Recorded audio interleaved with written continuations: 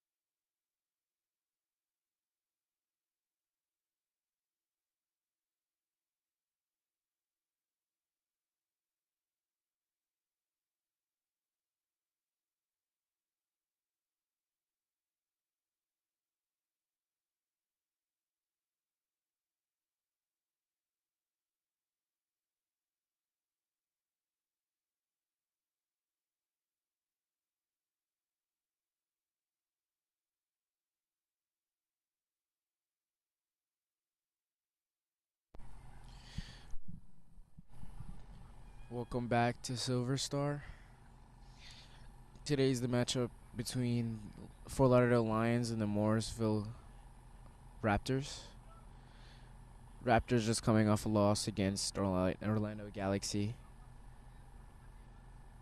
But this is a brand new Lions team. 5 new faces onto the team coming in.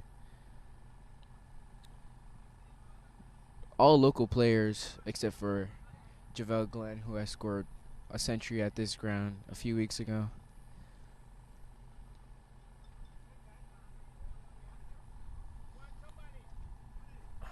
Not sure what the confusion is here, but the game should be starting pretty soon. It's a beautiful sunny day out in Silver Star, Orlando. Looking forward to another great matchup today. Last game coming down to the last over, with Orlando Galaxy getting the last wicket to take another victory. So let's see what this one has in store for us today.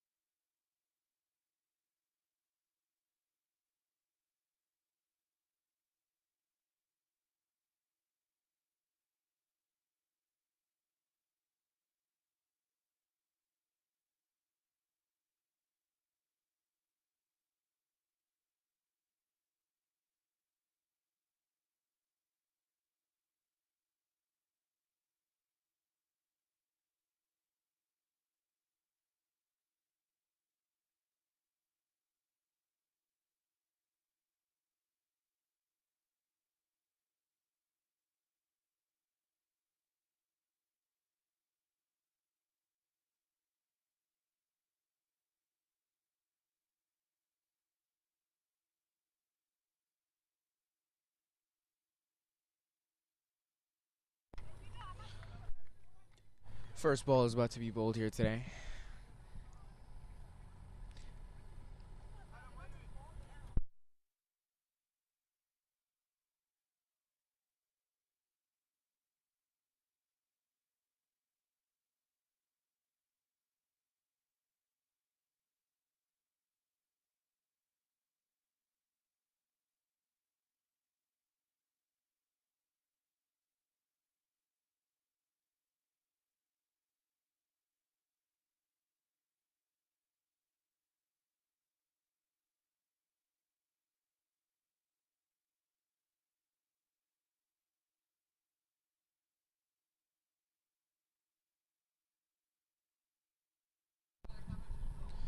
First ball about to be bowled here to Lahiro, former Sri Lankan opening batsman, wicketkeeper as well.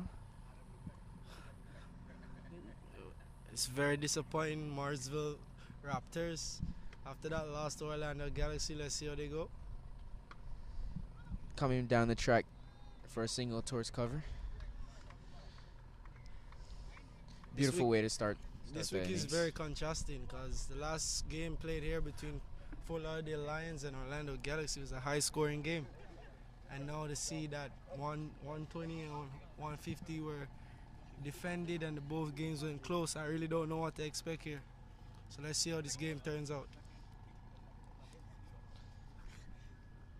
The other opening batsman, Vinod, scoring a 50 against Galaxy on the first day. See how he goes about this game. It's a beautiful ball to get the opener, plumb LBW. Not a good start for the Morrisville Raptors, already losing a quick wicket. As I said before, I'm not surprised. After losing that close game, they look very dejected. So hope somebody stands up and plays a good innings to get them out of this mental distraught right now. Let's see how the game goes. Again, that was a beautiful ball to start the innings for Lauderdale Lions. It's a big wicket taking out their opening batsman. He's what you call it, a concrete bully. Now we have this batsman. I think it's Shaw, right? Yeah, Mohammed Abdullah Shah coming into bat. He's a very aggressive batsman, so let's see if he tempers his innings today or he's gonna play his natural game. Big man coming straight out of Morrisville. He's a local player, known for his aggressive batting style and hitting sixes. You know, the true Pakistani way.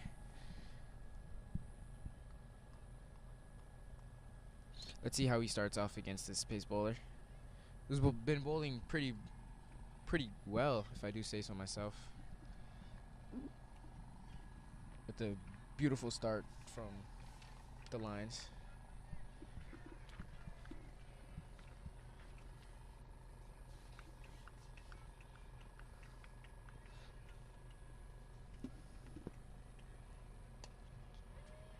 Coming down, hitting it straight up in the air. And Javel Glenn takes a screamer. An absolute screamer of a catch. Javel Glenn takes a screamer for Fort Lauderdale Lions, and there's 2 wickets down in the first over of this game. I told you I don't know what to expect.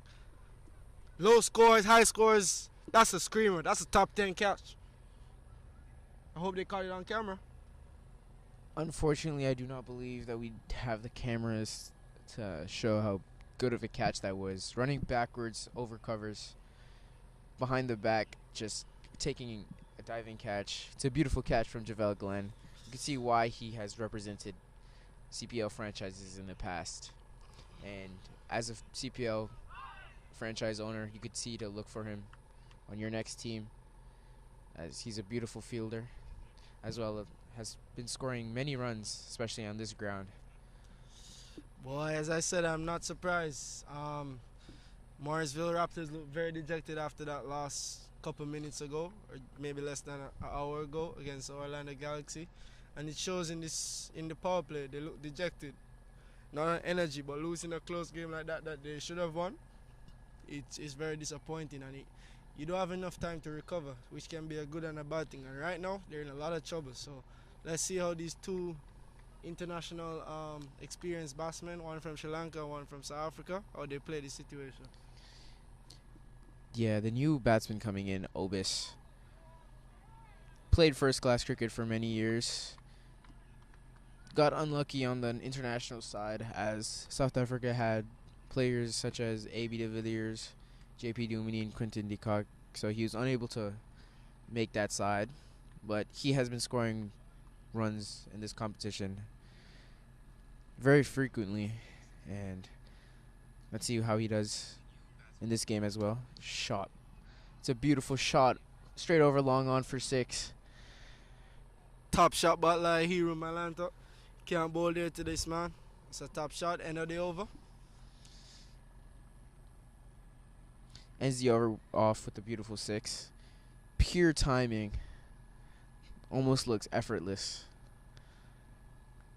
Can't bowl there to players like this who have so many runs underneath their belt. At the end of 1 over, it's 8 for 2.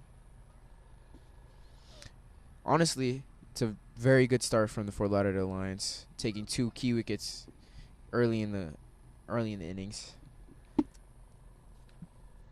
This looks like a very new Fort Lauderdale team. I don't see the likes of Roy Silva and Masood.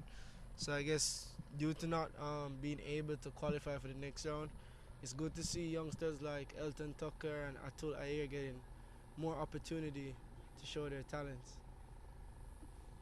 Yeah, like I said, there's 5 brand new faces on this team, and it seems like they're going with the spin option to open the bowling.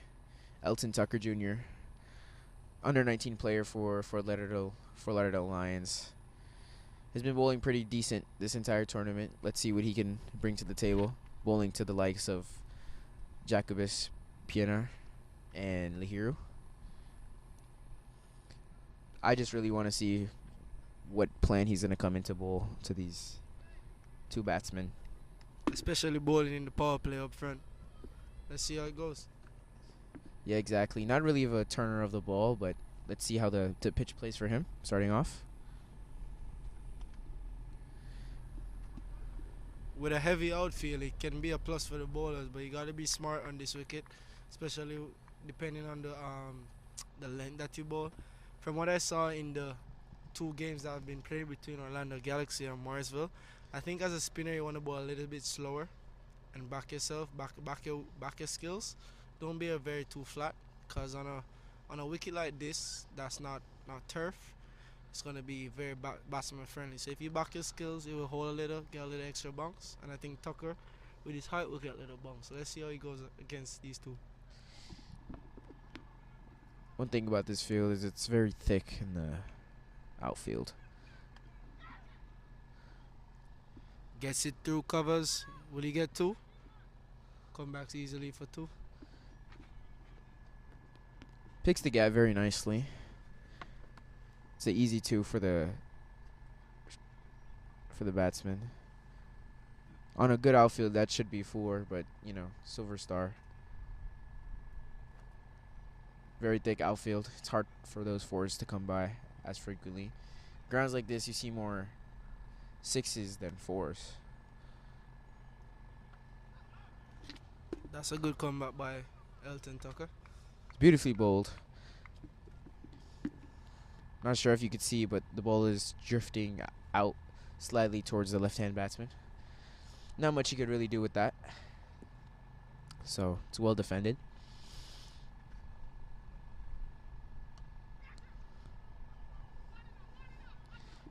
Lahiru steps aside, tries to hit it over cover, and gets 2 from it.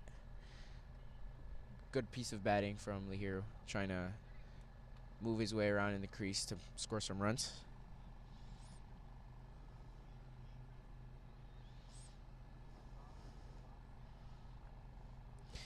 And again, I can't emphasize it enough about how this field is very thick. So shots like that should be going for 4 on good fields. And again, hit straight over cover point area for another 2 runs. Seems like he's just picking out that area on the field to score some runs, especially during the power play where no sweeper can be put in place. I think Tucker still got to be patient. Hasn't seen a boundary yet come off of this over. I think got to stay patient and back himself same way.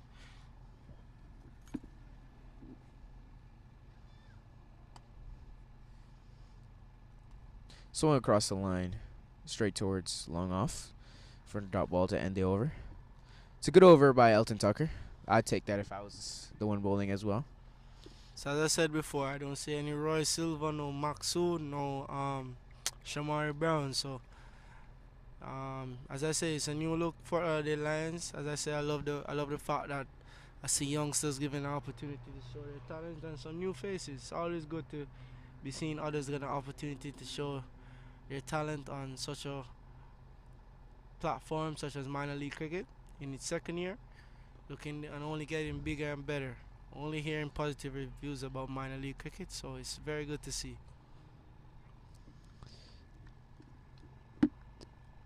Number 33, Vinette, coming in to bowl his second over after 2 big wickets were taken. Oh, it's a beautiful bouncer, straight over the head of Obis. Reminds me of the pace bowler earlier from Orlando Galaxy. Same man as I said before. He's just getting a lot of bunks, so I guess it's from this end the pace bowler's got to bowl more from. So we'll see what the captain does if he uses the paces from this end.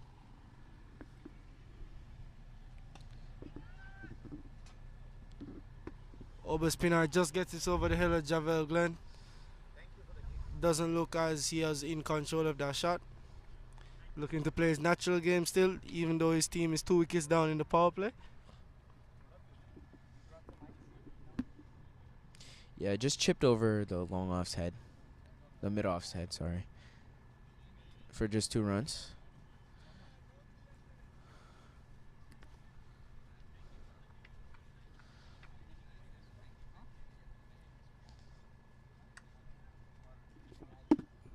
Well ball. See Pinar coming down the stumps. Jazz it a little wider.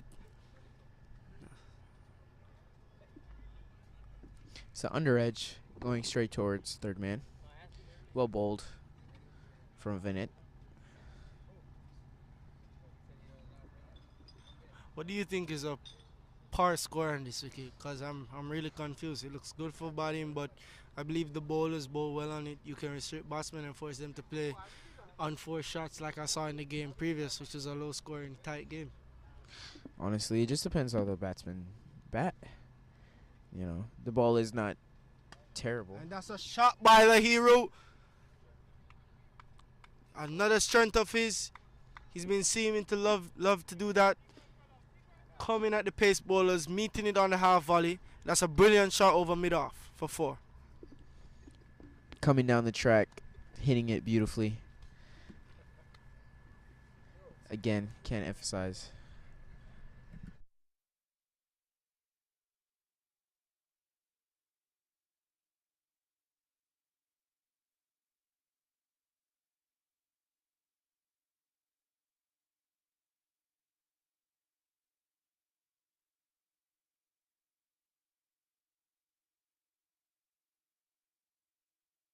By the hero again. He's on fire, taking out Vinit in this 3rd over, showing non-stop aggression. That ball on length, stays back on the back foot and punches it over, straight over the bowler's head for 4.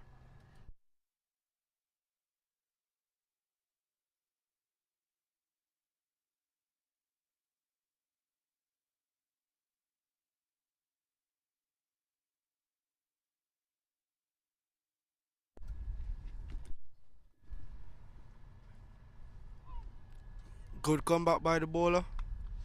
The hero just moving towards the leg side to try to hit it over covers again. Just barely missing as well.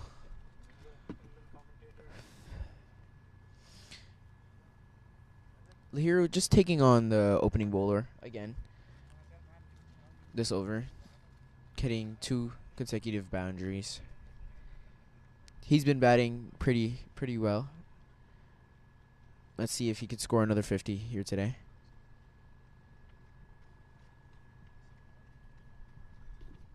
So at the end of 3 overs, Morrisville Raptors are 25 for 2.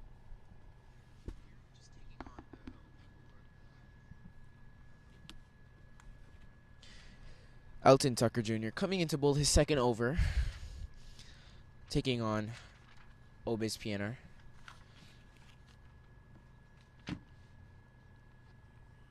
Save for him, just keep that back of a length. Coming on to the batsman, try to make him play. Nothing full, otherwise, as you know, Matthew, Obis will hit that as far as he can. And as you said, Adam, you're 100% right. You can't bowl with to Obis Pienaar. You're bowling right to his strength, and as you've seen, first ball of this 4th over has gone for a maximum over cover. Brilliant shot by Obis Pienaar, but I'm not surprised. He's shown glimpses of what he can do in the 2 games against Orlando Galaxy. Unfortunately, he hasn't carried on, and I think Morrisville needs a big score from him today to post a total that they can defend and get a must-win game today. Again, it's a beautiful shot over cover. And he goes again, Obis Pienaar! And it's again straight over cover. Elton Tucker bowling right into the area that he wants. This is poor bowling in my opinion. He's got a man long on and deep mid-wicket and he's bowling wide. It doesn't make any sense. And he's paying a heavy price for it.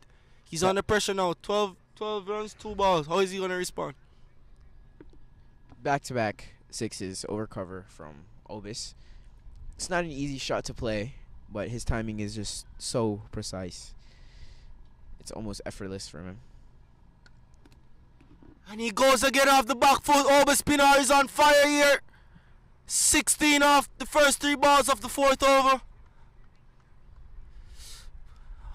From what I'm seeing, a change has to be made. What he's going to do, I saw a different attempt. He went a little shorter, a little more pace.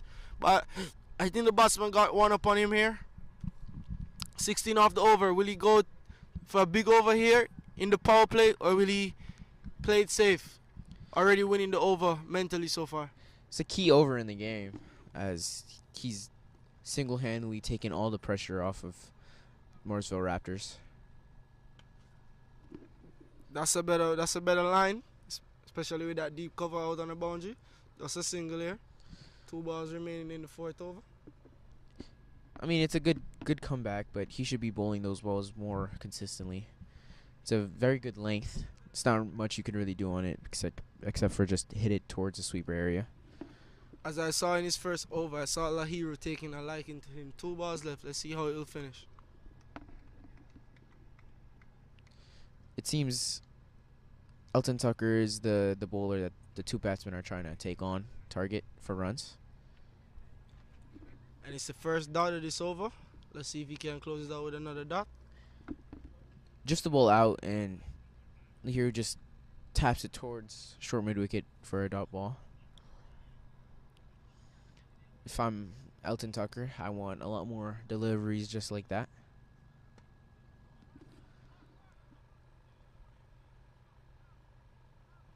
It's another beautiful shot from Lahiru over covers for 2 runs. Just stopping right at the boundary. I think better running there, they could get 3. But from I see 19, that's a big over in the power play. Has eased up the pressure off of the Morrisville Raptors. And as I said before, one of these guys has to bat at least 15 overs to give them a big score that they're going to need to defend.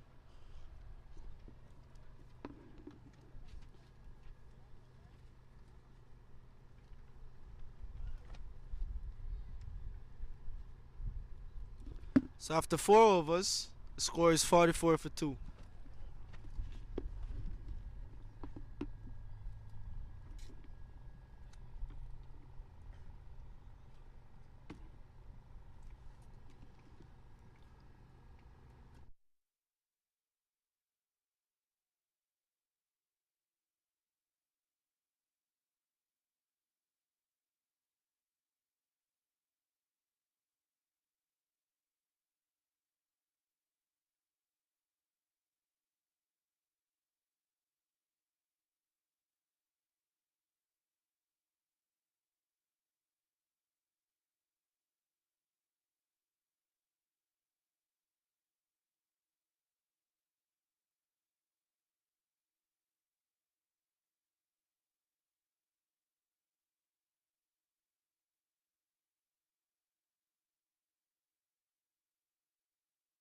So it's Faizan Maksud coming in from, I would say, the pavilion end of the Silver Star Cricket Stadium in Orlando.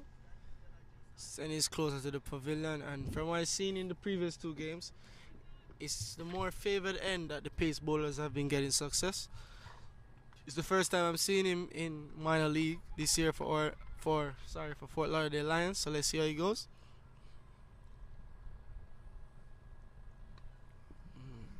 Steady, steady. Always turns over the strike for a single. One of the brand new faces for Lauderdale Lions. Just joining the squad in today. This is his debut match. Bowling to the likes of Lahiru and Obis. You know, not the best 2 faces you want to see when you're coming to your debut match, but his first ball was very well bowled. So let's see the 2 fielders you have out. This is the 5th over of the power play. I see Javel Glenn dropping back to long on. I see Atul Iyer deep skirt. Comes into bowl. Lahiru pulls that. Lahiru pulls that. Lahiru pulls that for 6. That's 6 more for Lahiru. Not a good ball. Not a lot of pace on that ball. Easy 6 for Lahiru.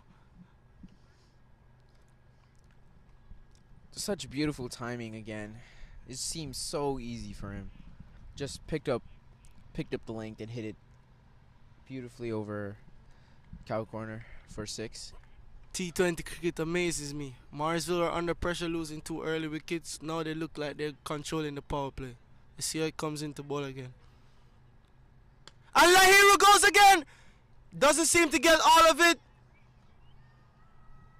And I'm wrong. Even a miss it is going for 6 at this point. Back-to-back 6s by Lahiru. You go short, it's 6, you come up, it's 6. What does the bowler do? again, you can see why Lahiru is not someone you want to face in your debut over for minor league cricket. Just perfectly timed over long off, for 6. 2 balls, 2 sixes. Faison needs to change up something in his bowling. He's one of the few batsmen that I see loves to come down to pace. No matter how much pace is on their ball, he just loves meeting the ball before it's even bowled, and it's a strength to his batting facing the quicker bowlers.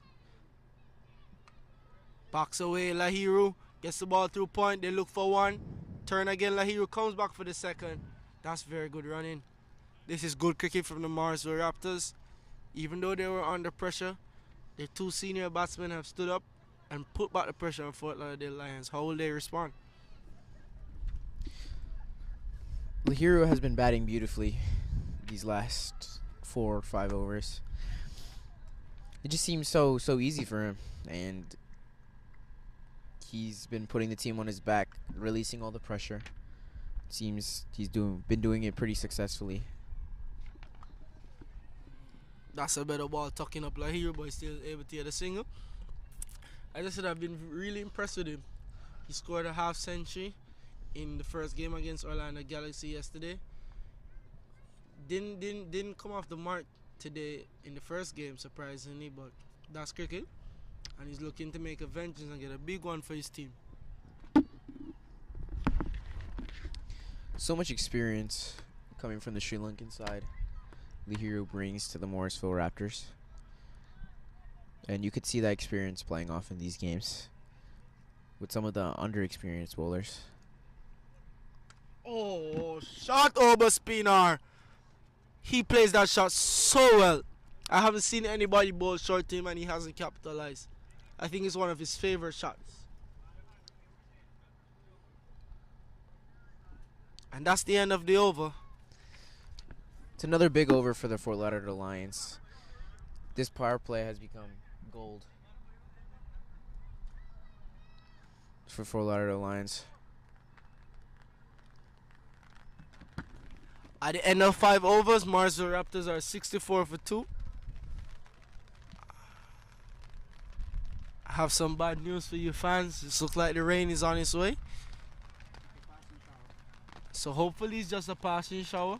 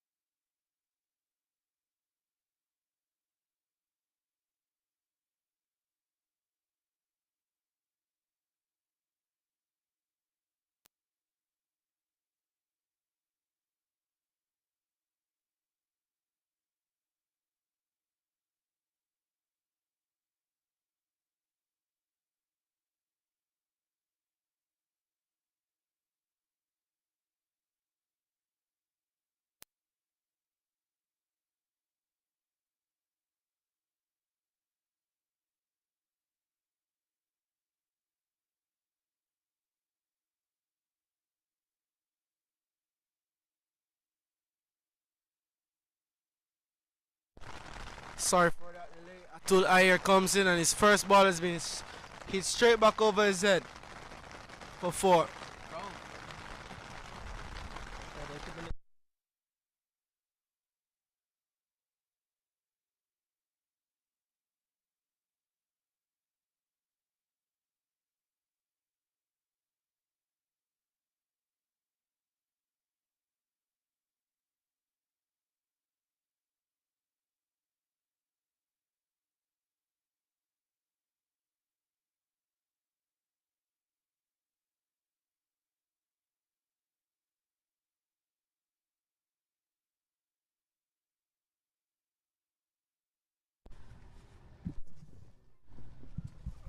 Sorry for that little delay.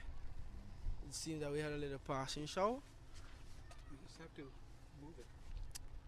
So it's Atul Iyer, off spinner. It's coming, I think, the 5th round or 6th round of games for Lauderdale Lions. Has been very economical, and he should love bowling on this wicket. He got 4 wickets against Orlando Galaxy in his first game. First ball going for 6 for Atul Iyer. Not the start you really want coming into your first over. Pressure on the bowler, especially. That's well bowled by Atul. Well bowled. Obis not being able to get all of that onto his bat, just inside edging it towards long on. Good comeback from Atul Iyer. With no Roy Silva today, I'd love to see how Danza Hyatt controls his troops as he'll be captain in the game today.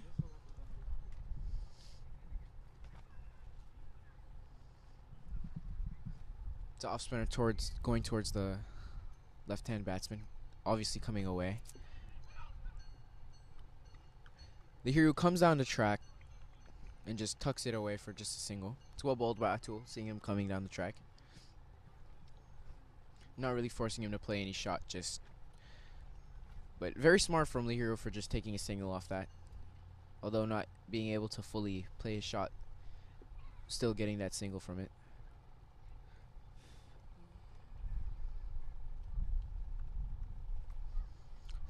Long off coming in for Atul Iyer.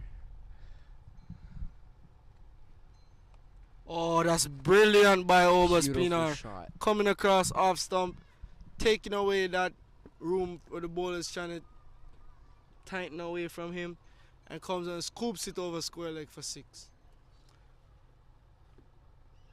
I haven't seen any of these batsmen giving away any chances, so if they don't, it could be trouble from Morrisville. Could be trouble for Fort Lauderdale Lions. Obis just moving towards the offside and just sweeping it straight over the deep square leg boundary. It's a beautiful shot. Oh, Oba Spinar is on fire here at the Silver Star Recreation Center. I don't know what you're gonna bowl to him. You bowl straight, it's 6. You bowl wide, it's 4. Oba Spinar is on fire. And I think that's the end of the power play here. Give you a score in a sec. Obis Pianar just elegantly timing the ball over cover point for another 4, for another boundary. And it seems like boundaries are coming very easily for the Fort Lauderdale Lions. And as I said before, Adam, cricket is a funny game. Could you believe that the Morrisville Raptors were 1 run for 2 wickets, and at the end of the power play are now 81 for 2? Cricket is a crazy game, but you can see the experience paying off for these 2 big batsmen. 2 of the most experienced batsmen coming into this league so far. And you see how easily they just play off these bowlers.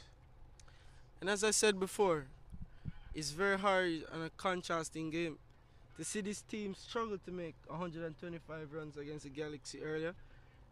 They're almost 100 runs right now, 81 for 2 off of 6 overs, with both batsmen striking over 200.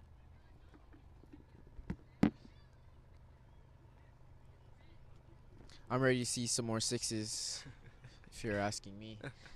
Hopefully we get to see a score over, maybe 220 today, if these 2 batsmen stay. I'd love to see that.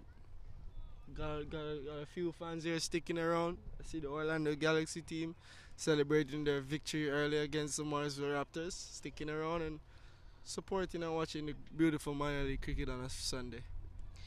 And these 2 batsmen are some of the most underrated batsmen in this league so far. I mean, you hear the likes like Shehan Jasiria and Unmuk Chand and all the hype around them, but I feel like these 2 batsmen are very underlooked, and they're a very big threat to any team coming in.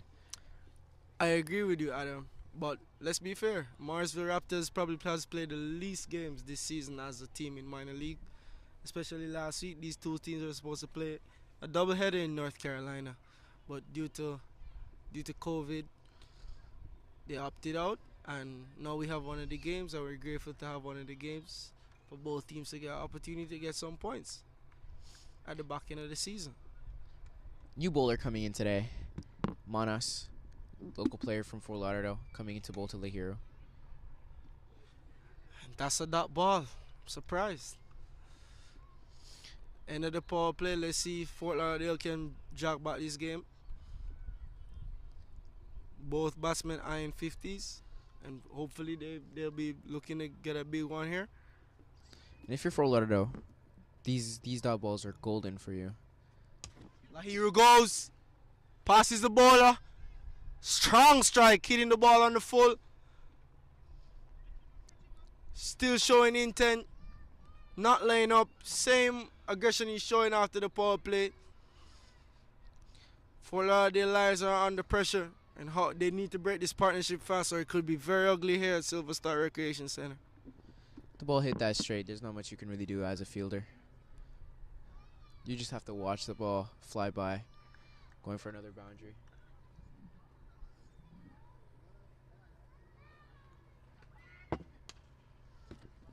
It's another full toss bowl to Lahiro as he come down the track. Just a single taken towards long off. Still showing the intent to score as well.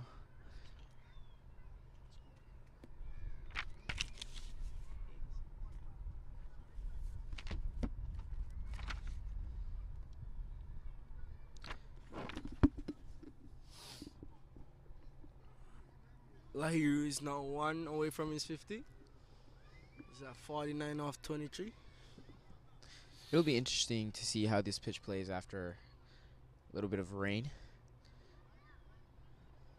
See if the ball will skid on a little bit more.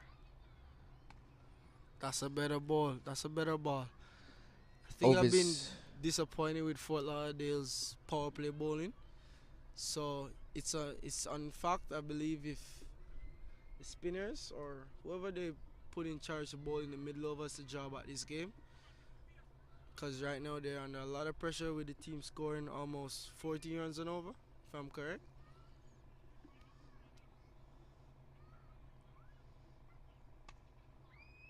And that's 50 for Lahiro. Lahiro Malanta brings up 50, showing what he did yesterday against Orlando Galaxy. 50 for Lahiro again. Will he go on to continue? That was a brilliant innings. It's a very quick 50 from Lahiro. Just showing his class and his experience.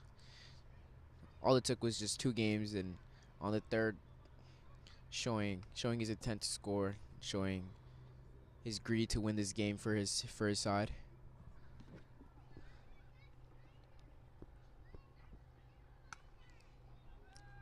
It's a beautiful shot over cover, just waiting on the ball and just going on the back foot and hitting it straight over cover for another boundary. Obis has been playing a lot of these deliveries quite the same. You can't give these batsmen too much time to play the ball, otherwise this will happen every single ball. And it has been happening quite frequently throughout this game. At the end of the 7th over, Morrisville Raptors are 92 for 2.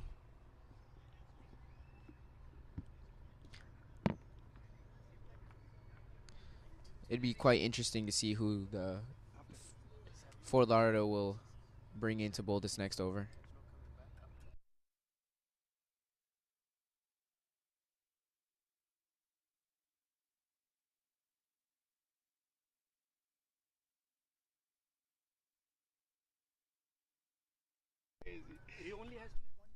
There were The 1 for 2.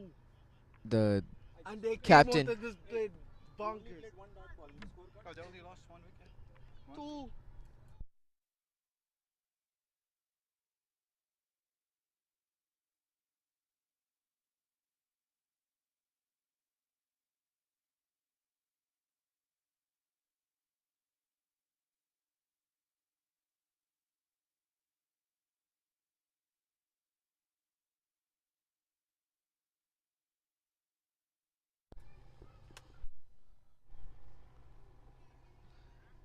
Denza Hyatt, the captain, coming into bowl.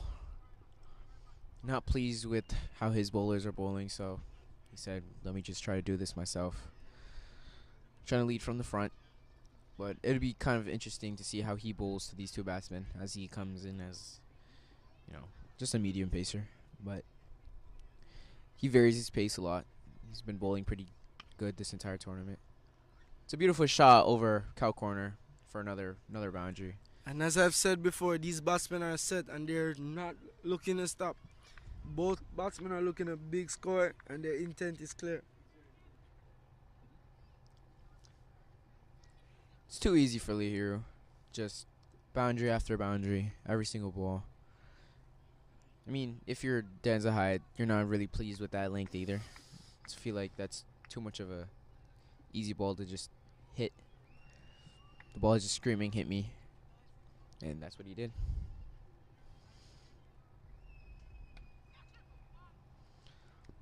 Better ball by Danza Hyde.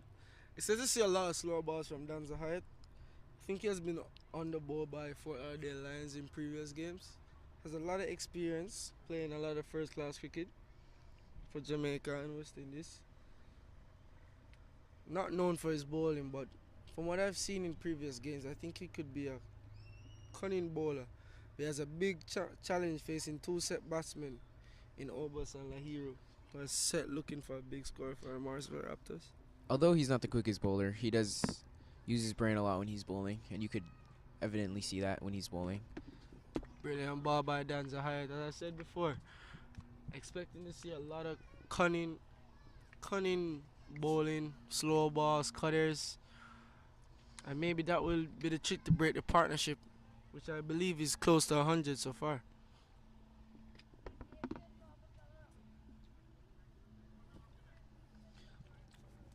Obis just trying to move around in the crease and get something from the ball, but Danza Hyde just follows him. Not much he could really do with the ball. It's another dot ball, which is very few in this game. Seems like the pitch is playing on very nicely, and the batsmen are taking good advantage of it.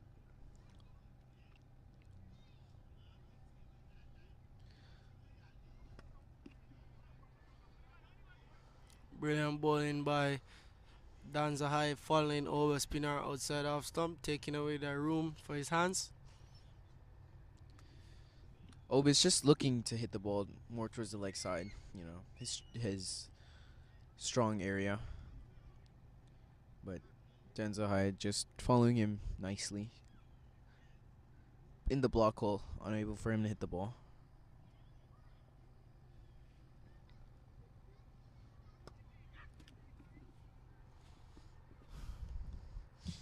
Ball just whipped through, long off for just a single. Probably been the first over. I haven't seen more than one boundary since the first over. Danza Hyde just pulling back his length after the first delivery. Figuring out his length, figuring out where to bowl to these two great batsmen.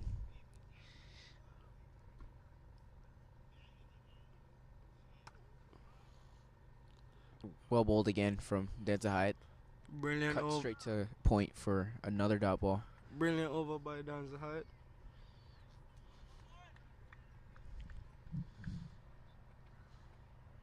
The over only went for 7 runs. And right now, after 8 overs, Morrisville Raptors are 99 for 2.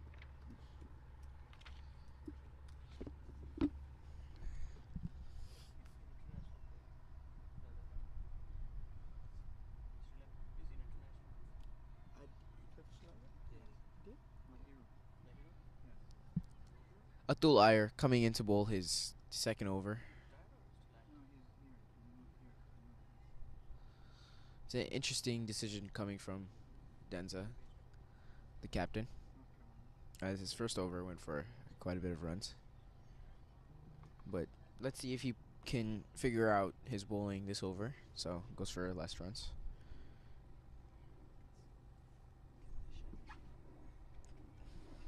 It's not easy bowling on this pitch, especially to these two batsmen. And you could see that evidently from the scorecard.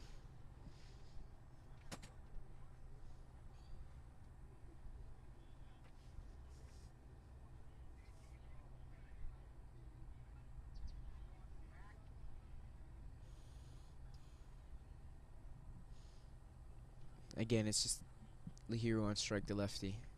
So with his off spin, he should be going away from him.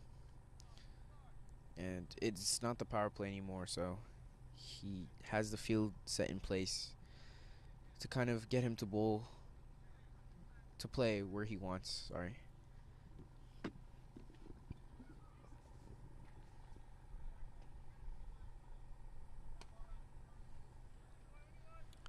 Ball just slog swept towards cow corner for just a single. It's a good comeback from Atul Iyer. If I remember correctly, this is the end Atul Iyer did most of his damage against Orlando Galaxy a couple weeks back here. So let's see how he goes today. As I said, he's under pressure. He first over went for 17, and now he's bowling to two set batsmen, both looking to pounce their intent on this game, which they have done so far. But I haven't seen any ease up. Danzai bowled a brilliant over before, so let's see if he can slow down the scoring rate a little bit for the Fort Lauderdale Lions. Yeah, it just seems like the boundaries are coming a little bit less now. Not that the power play is over. But never underestimate these two batsmen, as they will destroy your entire bowling lineup. Over spinner goes! Poor bowling by Atul Iyer, right in the arc for over spinner. It's another massive six from Obis. Just as I started to say how the boundary stopped coming, he hits another beautiful six over long on. As an off spinner, that's not the line or length you'd want to bowl to a batsman such as Obis. Straight in his range. That's free hands for over spinner. If I'm correct, I saw him play the same shot yesterday, straight back at the other end. He's very strong with the ball under his eyes. Let's see how Atul Iyer responds. He's short. Ovis Pinar pulls it. Hasn't found the gap. And Ovis Pinar brings up his 50. They were looking at a big one from Obis. And right now he's delivered so far. Both batsmen crossing the 50 mark. And at this point, I don't know. Will both get 100? What do you think? I mean, the way that they're batting, seems like 100 could be coming in the next few overs. And that should make minor league history. What has impressed me so far, I haven't seen any chances. These both guys have shown fearless intent after the early 2 wickets. Lahiru goes, stopped by Dan Zahayat. Personally, I still don't like the length that Atul Iyer has been bowling to both these set batsmen. What do you think? Yeah, it seems like he just needs to shorten his length just a little bit. It's a beautiful bowl from Atul Iyer. It's a great comeback from the boundaries that have been hit upon him. I guess the commentator curse has come into play. As soon as I said that, that's the best ball I've seen him bowl all day. So if he consistently hits that length to both batsmen, I think he'll be in for more success. Just squares up Lahiru. Almost going for another chance, but lands in the middle of nowhere. Oh, Miss Spinner, pulls that over mid-wicket for 6. It's too short for Atul Iyer. He just needs to pick up that length again. That's just free hits for Obis. It's just they're just bowling, asking for another 100. After 9 overs, the Morrisville Raptors, and I repeat, are 114 for 2. And if you're the Fort Lauderdale Lions, you may be asking if the 2 wickets early on were even worth it. Very good point, Adam. Very good point. Because at this point, I think they could regret getting those 2 wickets early. Having to have both these batsmen facing majority of the balls halfway through the innings. And it's just such good innings by the both of them. No chances at all. And if you're Fort Lauderdale Lions, you're just praying for a mishit, praying for a catch. Dan Zahid in for his second over.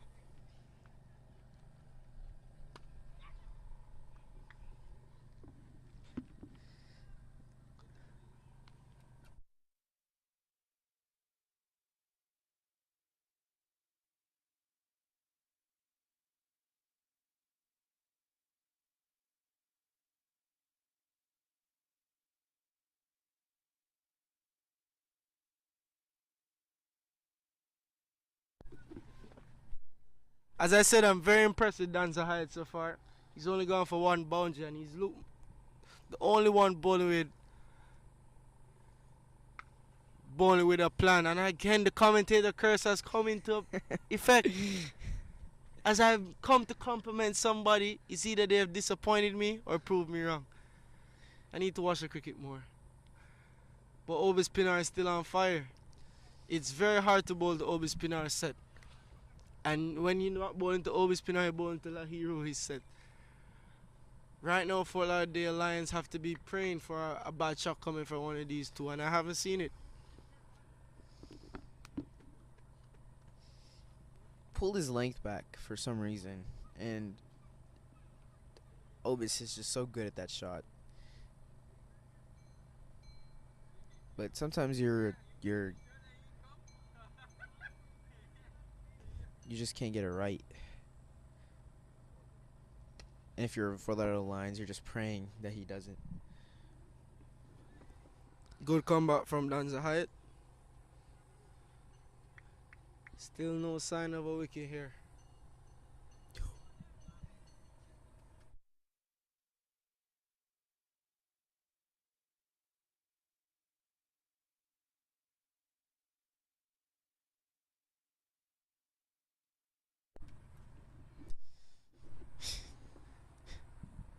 Fort Lauderdale Lions have a little luck on their side.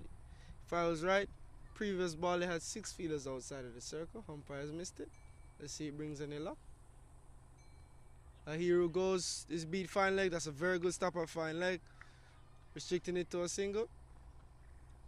The ball just paddled away. And now I see the fielder coming into the circle. So it's just one that they've missed. Can happen in the game.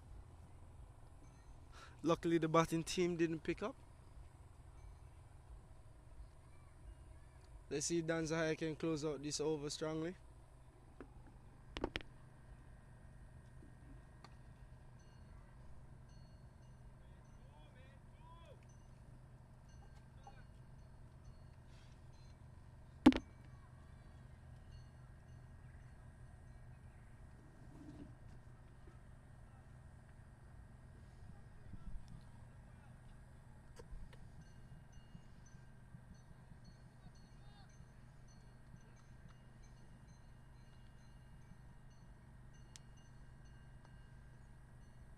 If you're Danza, you just want to finish off the over with another dot or single, maybe a 2.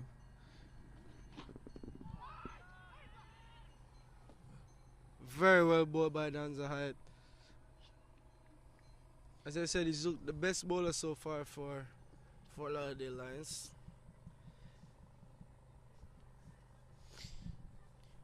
This just goes to show how you don't need pace or a lot of spin on this wicket to bowl well. Just got to get your line and length right, and you should be in.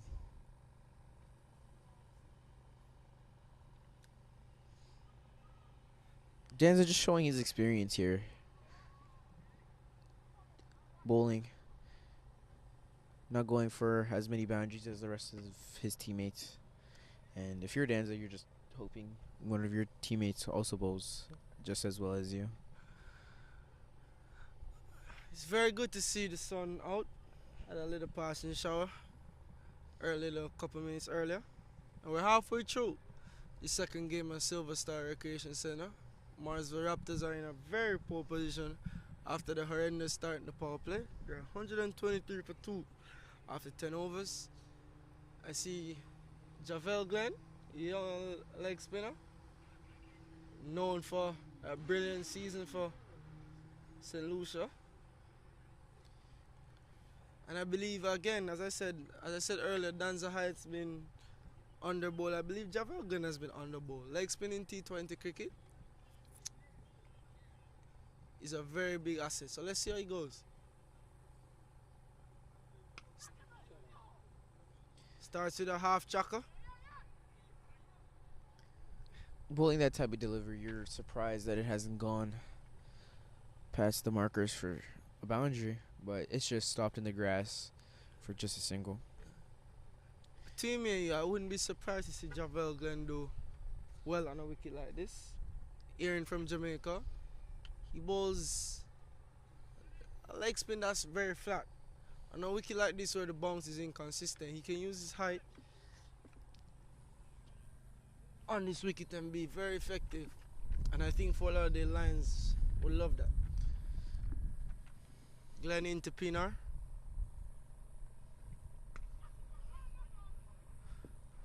Very well bowled by Glenn. Back of a length, just made some room to cut it towards the sweeper for just a single.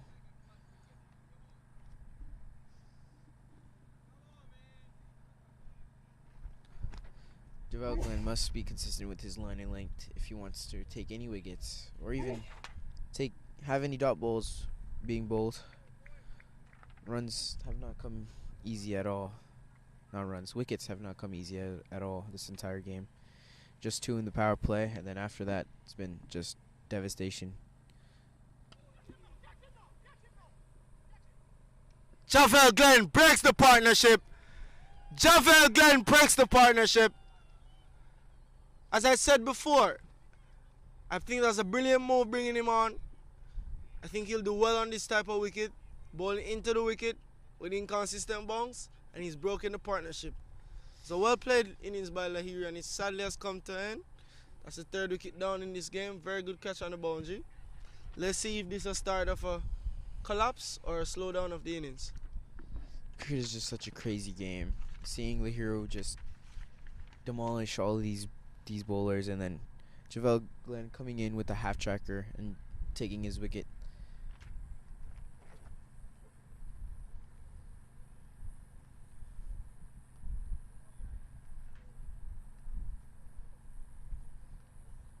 If you're Javel Glenn, you're probably not very proud of that delivery. Although taking the wicket, yes, but it's also still a very short ball being bowled.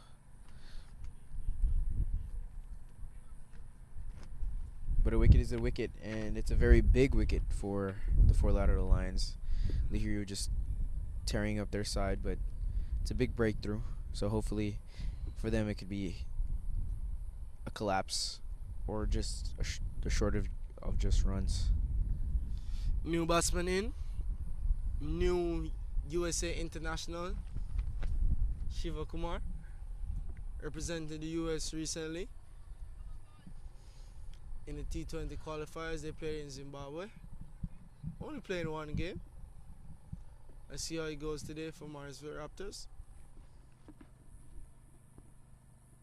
Short by Glenn. Shiva pulls that for 1.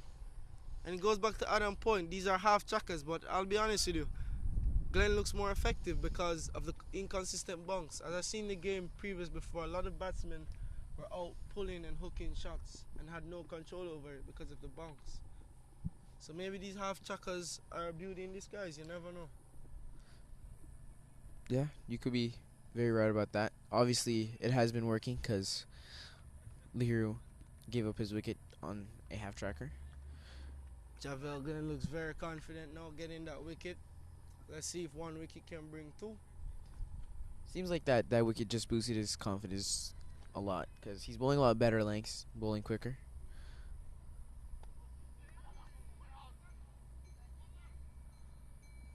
Brilliant finish to the over by Javel Glenn, breaking the partnership.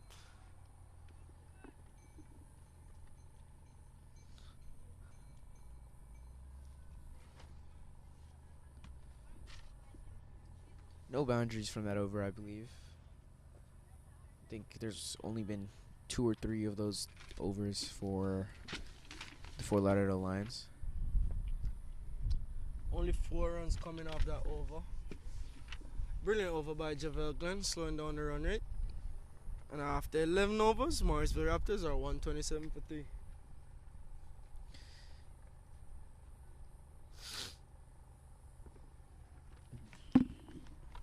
This just goes to show the experience Morrisville have, especially in their batsmen.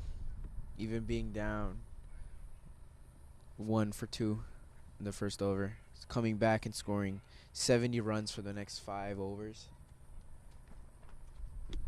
It's really impressive.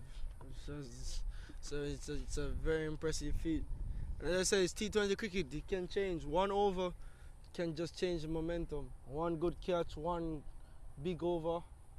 And if I'm correct, I believe it started off of that Elton Tucker first over, taking almost 19 off of it, and they haven't looked back since. And if you're for Lauderdale, you're disappointed in the fact that you had all the momentum and still threw it all away,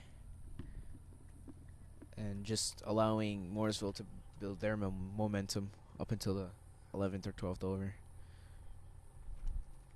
That's a freebie to Obespinar. That ball is gone out of here.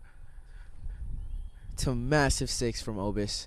He's a very strong guy, hitting some of the biggest sixes I've ever seen at this ground in previous matches. It's another massive hit into the trees. Someone call the umpire because we're gonna need a few more of those SG test balls.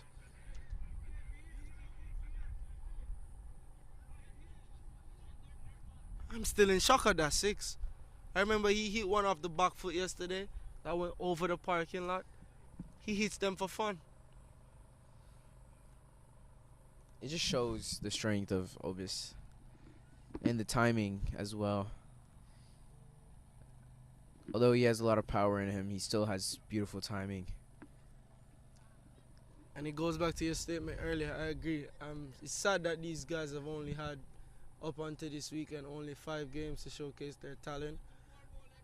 But as an former international, or I could say someone around the South African program, we've heard a lot about him, and I'm glad that I've got to see him firsthand this weekend. Brilliant talent. I expect to see more of him in future years in the minor league and hopefully in the major league coming up in 2023.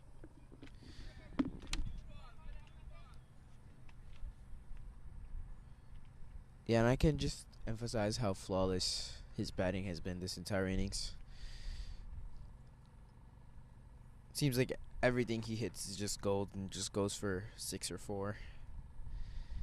But if you're honest, you're very disappointed in that delivery as well. It's just a full toss.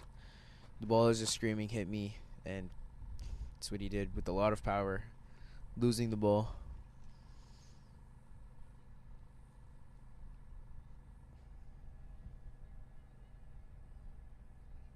Seems like it is like a redemption game for him, as getting out early against Orlando Galaxy and coming in and just taking the game away from Fort Lauderdale Lions. To add to that, I wouldn't even say it's a redemption for him. I believe Morrisville are very upset. Would be very favored to win the previous game, chasing only 125, and not to win it looked to be disappointing. Better ball there. And he sneaks a single in an open middle kick gap. But going back to the point, I believe Morrisville, and hopefully that loss against Orlando Galaxy won't lessen their playoff chances. With a couple games in hand, they sit in 3rd place behind Lightning and Atlanta Fire. Lightning beating Fire yesterday, and they currently are playing in a second game against each other for the weekend. So that match will have big context in what Morrisville's future will be in terms of playoff contention. Yeah, and with the players that Morrisville brings to the table, you'd expect them to be in the playoffs. Brilliant ball there. Again, probably one of the better balls I've seen today. Haven't seen much of them. Brilliantly pitched on stumps, good pace. Shiva Kumar sneaks a single. A short third man.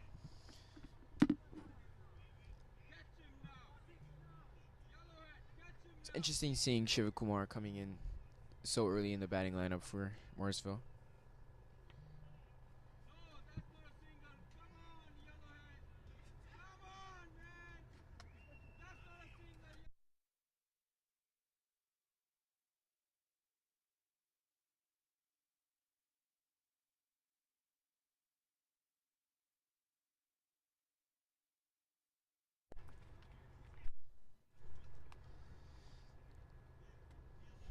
I was just taking a single towards. Who is it? But yeah, it's interesting seeing Shiva Kumar come so early in the batting lineup for Morrisville, trying to show his class in batting to prove to the world that he can indeed bat. Shiva Kumar goes. Gets away with it. Not a safe shot against the spin. It goes back to the point.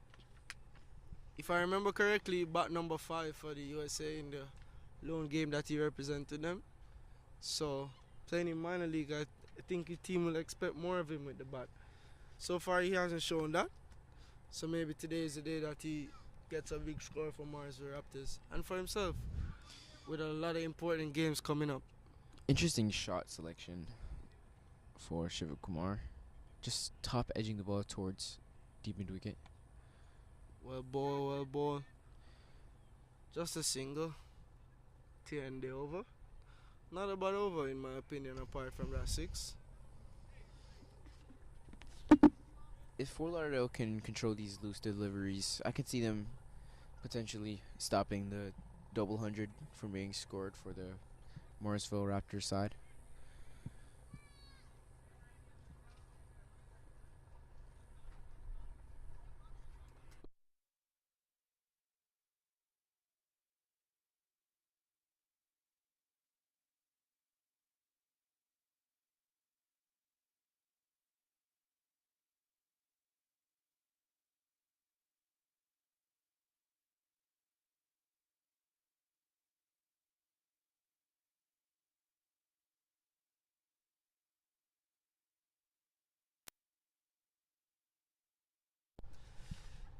After 12 overs, Morrisville Raptors are 139 for 3. Javel Glenn coming in for his second over. Bowling to 2 right-handers. You see how he goes. Swell ball by Glenn. Bowling to his field. Back over length. Not too full, not too short. A good pace. As I said to Adam before earlier, I believe Javel Glenn will be the most effective bowler for Fort Lauderdale Lions on this wicket. And you can kind of see how effective leg spin has been on this pitch, with JK from the Morrisville Raptors side taking a fifer in the game before, and Matthew Comrie taking a whole bunch of wickets here. Oh my God. It's a huge 6 over mid wicket. You can't bowl short to Obis. He'll hit that ball as far as you could think. And for the 3rd time, commentator's curse is back again. As soon as we start talking good about somebody, they disappoint us. Short ball by Javel Glenn. And that's me then drinks the over spinner. Let's see how he responds.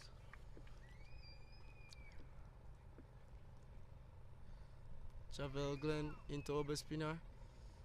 Short again, over spinner! Goes again! Over mid wicket! Backs away, hit him over mid wicket. Over spinner at his best. Bad bowling by Glenn. Too short, too wide. Over spinner frees his arms. This is brilliant batting. Absolutely beautiful batting from Obis. So effortless from him. Seems like he's going to score a century here today. See Javel Glenn changing his angle to over spinner. What is the plan coming around the wicket? Short again! Over spinner! That's 1, that's 2, that's 3 sixes! Back to back to back against Javel Glenn here at Silver Star Recreation Center. We're seeing a massacre here. This is a massacre here of batting by Over spinner. Raises himself to 90. And this does not look nervous. We're in trouble here. Again, you cannot bowl that length to Obis. He will hit it for 6 every single time. This is just throwdowns for him at this point. Free range hitting. Javel Glenn needs to change something. Slows it down. Trying to cut the momentum. Smart by Glenn. But I don't think this is smart enough. He's under the pump. 3 sixes. Javel Glenn into Pinar.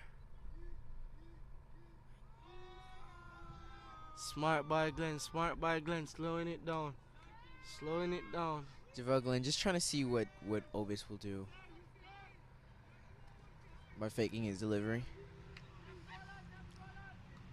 Umpire talking to Glenn Strick, wasting time. Let's see if he'll stop again or he'll actually release again. Glenn to Obus. It's a wide ball bowled by Javel Glenn. Javel Maybe Glenn. just trying to release some pressure. He's under serious pressure. And I said to Adam before, I've realized that the slower spinners on this wicket have been very successful. Obus goes for the reverse! Obus spinner is on fire! Obus spinner goes for the reverse! How do you bowl to this man? If it's full, it's 6. If it's short, it's 6. And then he pulls out a clashing shot like a reverse sweep. Where do you bowl to this man? One of the best I've seen. It's such class from Obus. Seems so easy for him.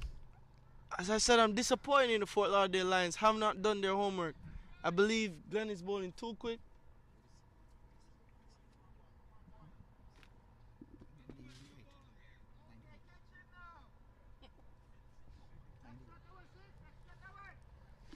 Obus 98 off just 30 balls. 35 balls, excuse me. And an anticlimactic finish to that over.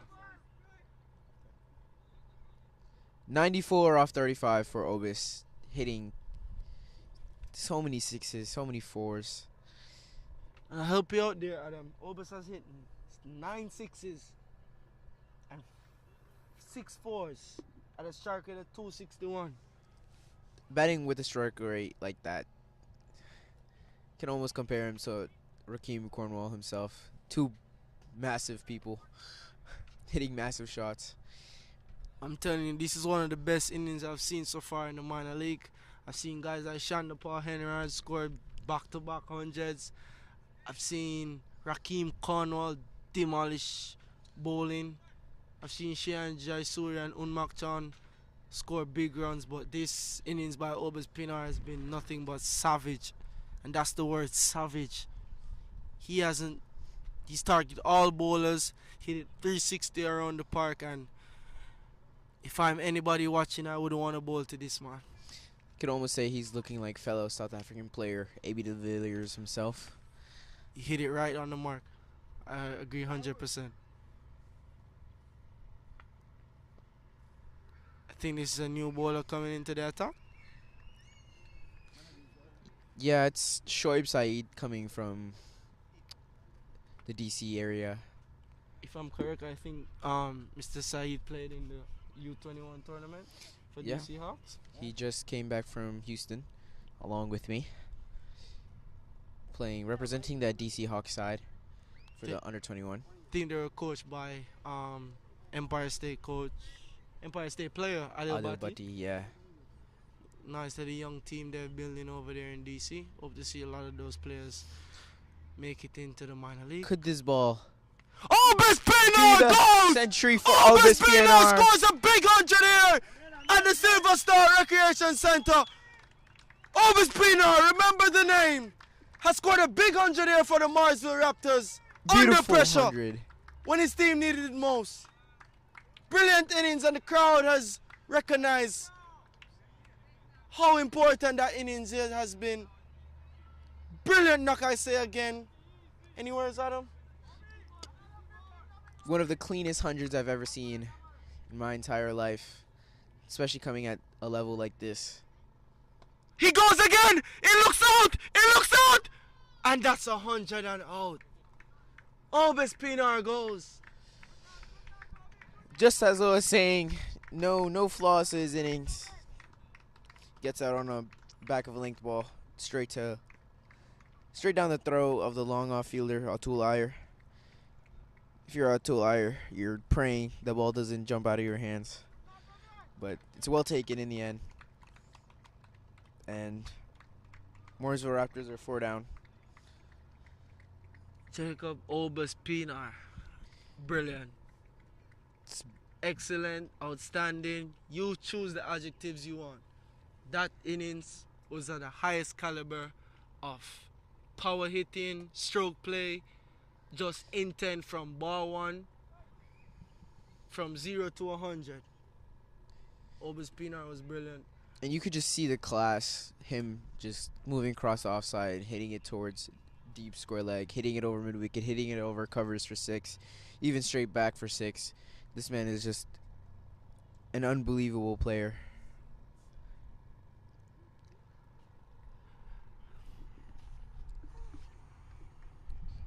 You could call him almost Mr. 360 of the minor league cricket. With that wicket, Morrisville Raptors are now 170 for 4 after 13.3, if I'm correct. And between me and you, Mr. Adam, I believe that the onslaught is still on. Heavy hitter like Colin Archibald, who represents the Leeward Islands first class team in regional cricket and has played CPL for the St. Kitts and Nevis Patriots. Surprised not seeing him picked up this year in the CPL, but it was giving him opportunity to show himself at a high class level of minor league. And he's a very strong left-hander that plays aggressive just like Obas and Lahiro. So let's see how he goes against Shoaib Saeed. That's a brilliant ball by Saeed. Kind of wonder why you hadn't brought on earlier. Looks to have brought it back so far. Apart from the 6, he's been brilliant from what I've seen. Colin Archibald just recently being picked up for the West Indies A team. Perhaps some of the last of his minor league matches being played here. So maybe he has something to prove in these last few matches in his batting. Didn't really get too many runs against Orlando Galaxy in his first 2 games in Orlando. So coming in pretty early into the game with almost 6 to 7 overs left. See if he can prove himself and hit the ball like he is told to do. Shiva Kumar and strike facing Saeed. Plays and gets a single. It's just an easy single straight towards cover point. And if you're the Morrisville Raptors, you do not want to lose the momentum here. Just keep on pushing towards that 230 target. The way the pitch is playing, who knows if Fort Lauderdale Lions has enough guns to chase down this total. But the pitch is playing very well, as we could see with the high run.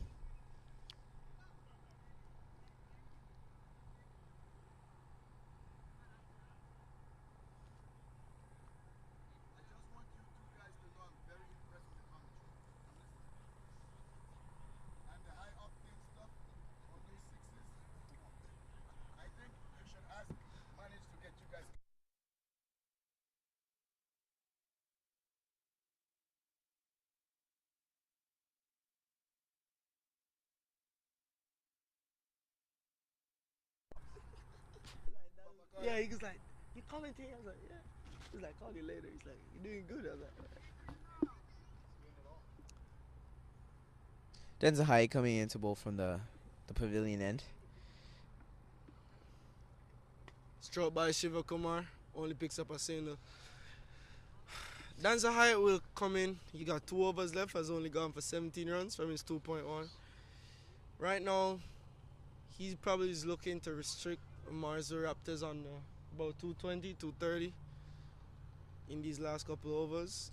If lucky, he can get under 200, but he'd have to bowl a serious spell. But his first 2 overs is very good up front, so let's see how he goes against Colin Archibald.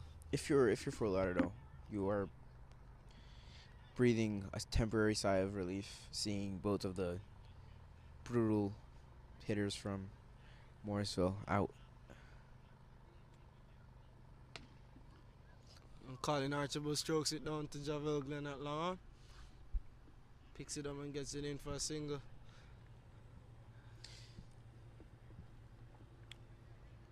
So I've got it wrong. Thought Javel Glenn would have been effective. Nobis Pinar has spunked him to all parts. Danza Hyatt has looked like the best bowler so far. Brilliant ball by Danza Hyatt. Hitting it back to stumps. If he could get a hand on it, he could get Colin Archibald out. That ball is golden right now in these stages.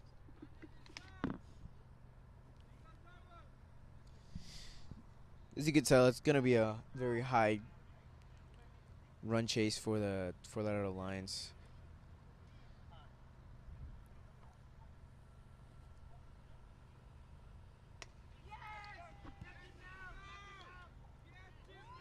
Danza Hyatt gets Siva Kumar. Javel Glenn with another catch. That's 2 catches for him, plus the wicket he's taken earlier. And will the Fort Lauderdale Lions jog back into this game? Two quick wickets for the Lauderdale Lions, and this is exactly what you want at this stage of the game. Just the singles and wickets, slowly building back their own momentum to get themselves back into this game after the savagery from Obis.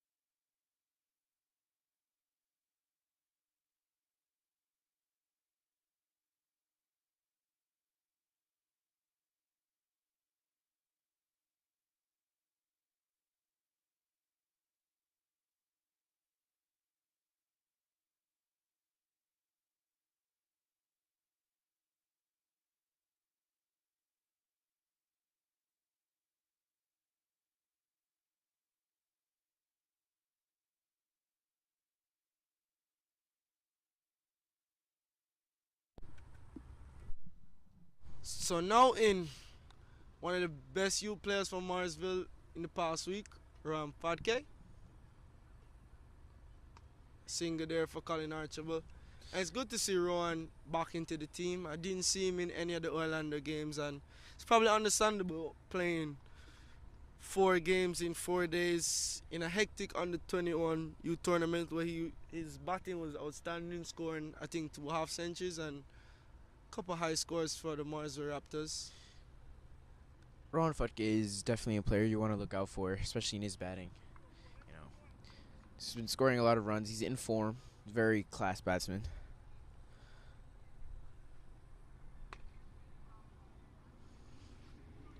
Ball just pushed through to the covers for another dot ball. It's another great over from Denza Hyatt. He's been bowling phenomenal this entire game. And it's the end over. Only 5 runs from it. Danza Hyatt, 3 overs, 1 for 19. Has been brilliant. Pick of the bowlers so far. So we've now into the death overs now. Last 5 overs. Morrisville Raptors, 175 for 5. As I said, Fort Lauderdale will be looking to restrict them for under 220. If they're lucky and they bowl well to their plans, even 200 with some wickets and some good bowling and some good fielding. But it's going to be very difficult with a platform set like this. Batsmen are supposed to be looking to push on and score as much runs as possible. And they do have wickets in hand. 5 wickets in the last 5 overs. Any team would love to be in that position. Side into Colin Archibald. Pushes for 1. Turns again. Calls. Ooh. I think right there for direct hit, Colin Archibald would be in a lot of trouble. It's a very good throw from the deep by the fielder. Again, I said, I'm very impressed with Said. I believe the length and the line and the pace he has been bowling has been exceptional, and maybe could have been used earlier. But let's see how he finishes in the back end. But well bowled again, and as I said, he's proved me right. One of the few bowlers to prove me right so far. His pace has been the key to his success so far in the death overs. He's been bowling very, very well this entire over. Ooh. Another inside edge. It's a quick single for the Morrisville Raptors and very Ron well Futke. bowled by Sahid again. As I said, he coming from the youth tournament, play a lot of games under their belt in the last week in Houston, and he's showing in his bowling so far. has been the best spinner for the Fort Lauderdale Lions that I've seen so far, especially bowling in the dirt. And it's great seeing the Fort Lauderdale Lions using 3 of their youth players here today: Atul Iyer, Shoaib Saeed, and Elton Tucker. You know, just giving chances to all the youth, showing that they can prove themselves. Rowan Fatcake goes for the sweep shot. Very traditional shot, looking for 2. Calls and come back. It's going to be tight. Poor throw. Comes back easily. But yeah, it goes back to Adam's point. It's very good to see the youth players being used now. I remember Nate Hayes saying on the minor league show that he'd love to see teams that have no chance of going to the playoffs using a lot more youngsters to show them exposure and to see what they can do, hopefully next year for the franchise. Ron Fatke goes, missed time, looks like a catch. He's taken in the deep. Very well bowled by Shoaib Saeed, and Ron Fatke goes. And the Fort Lauderdale Lions pick up another wicket and have slowed down the run rate. I'd say it's very poor shot selection from Ron Futke. Maybe coming in with a straighter bat, trying to hit over that long on area. Instead, going for more of the traditional slog sweep and just top edging it straight down to long on for a very simple catch.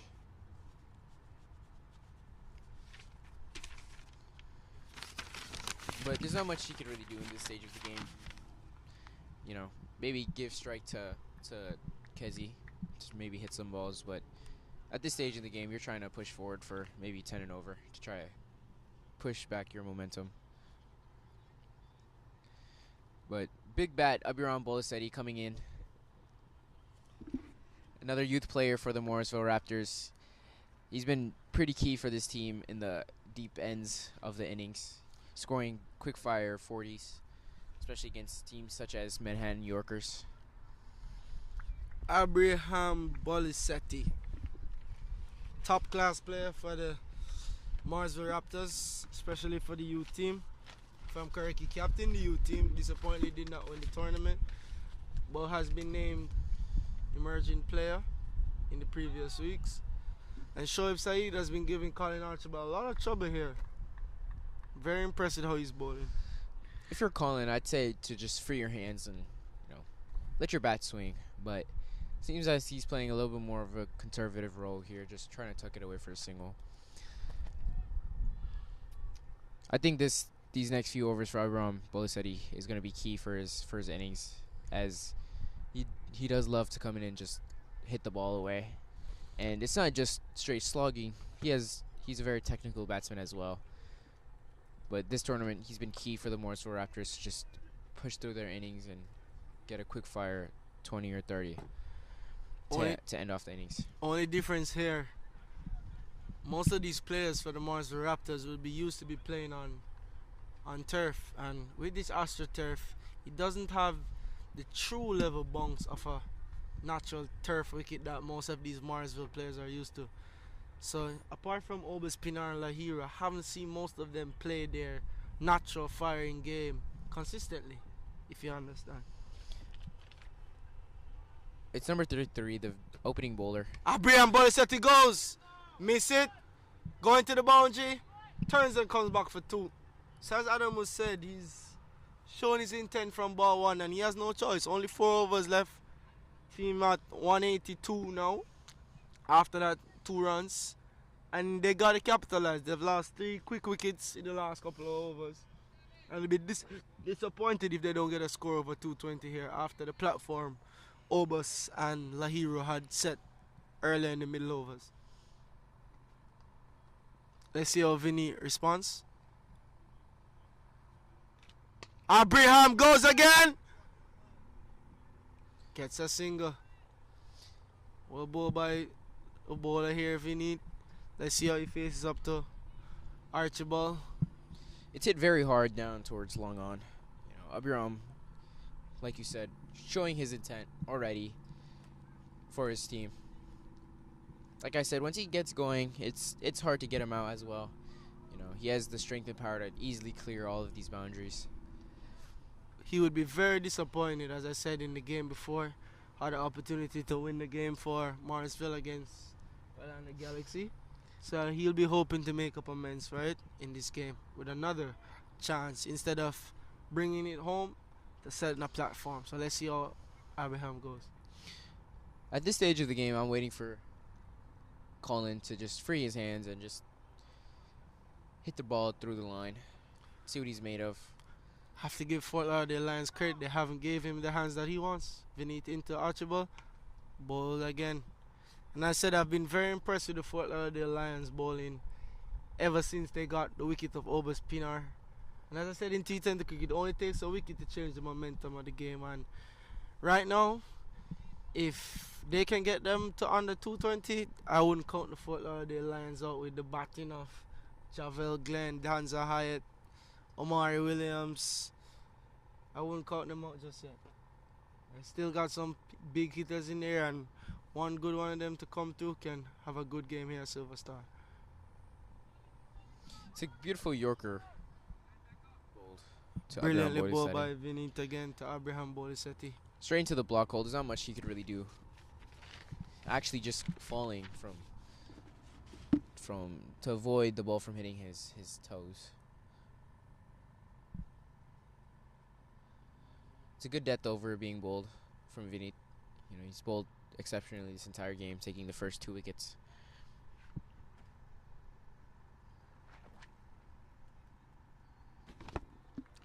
Brilliant bowling by Vinith. And I said I'd love the plan to Colin Archibald from both ends. They had the off spinner bowling to him that has kept him quiet. And now I see Vinith bowling various deliveries, not in the art that Colin Archibald wants to free his arms, which I believe is a smart tactic to experience bat like he is. Very well bowled again. Just tucked away for an easy single. And if you're Fort Lauderdale Lions, you do not want Colin Archibald to get going, because he will send you just as much as Obis Orley here did to Fort Lauderdale Lions. So they've been bowling brilliantly to Colin and Abiram as well. Not being able to hit any boundaries up front.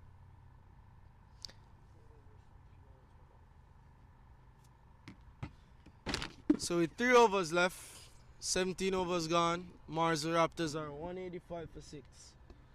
And Shoaib Saeed continues. He's been brilliant so far, in my opinion. As I said, he's been the best spinner so far.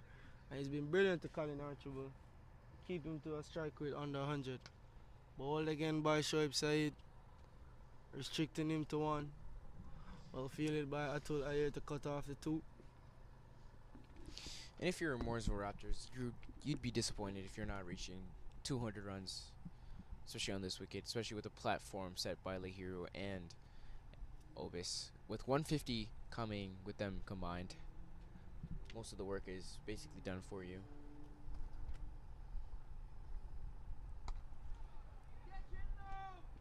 And Abraham Boliseti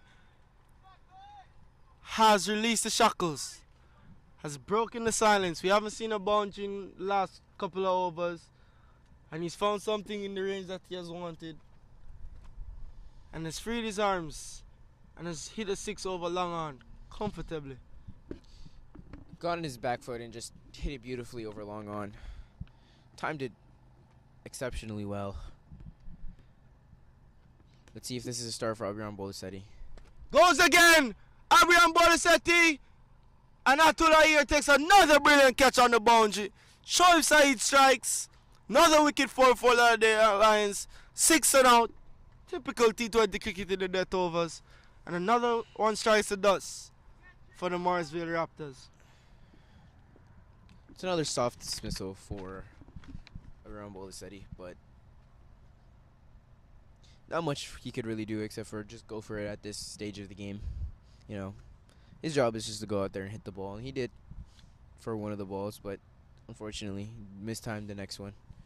It's a good comeback from Shoaib Saeed to take his wicket after being hit for another 6. As I said before, brilliant fielding on the boundary by Atul Ayer. Second catch on the boundary. Took a very good one for the wicket of Obus Pinar. And it took another one on the boundary for Abraham Boliseti.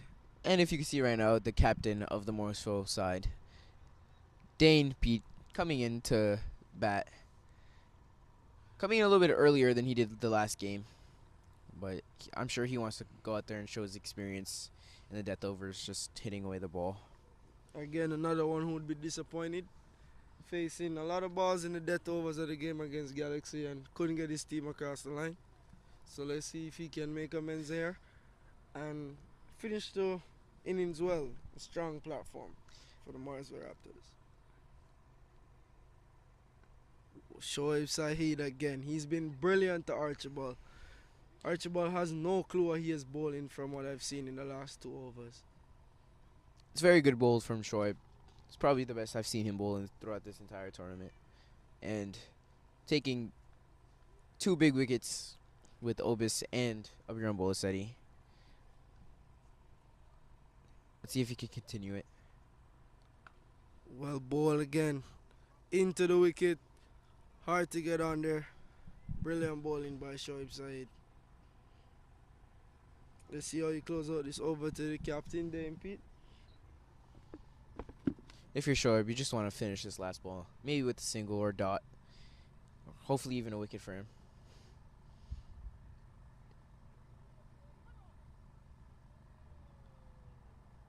The ball just tapped away. Dane just looking for a single, but unable to get it.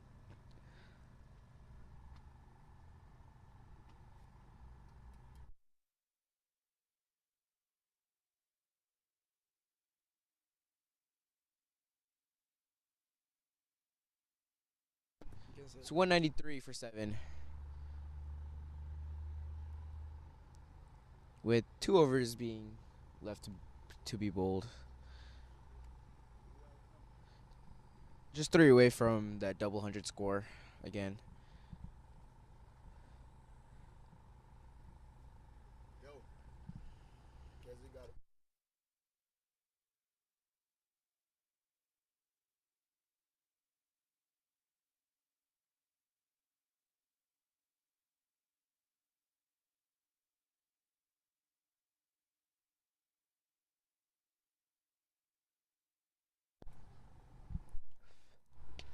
It's a massive Colin hit. Archibald goes! We've been waiting, and he's targeted Dan Zahid, and the news has broke, and I think you heard it. Colin Archibald has been selected for the West Indies A team. We're very happy for him, and I think he's happy for himself, because as soon as we got the news from our source, he hit a brilliant 6. What do you think, Adam? Massive 6. Coming up to here in the commentator's box. Danza into Colin again. Goes again over cover. Oh my gosh, Colin Archibald is on fire. Brilliant 4-2 covers Colin Archibald. And he's broken the shackles as well. Back-to-back boundaries against Danza Hyatt. Danza Hyatt's under pressure in the 19th over. Like I said, Colin Archibald is not someone you want to let get set. Because he will hit boundary after bowling.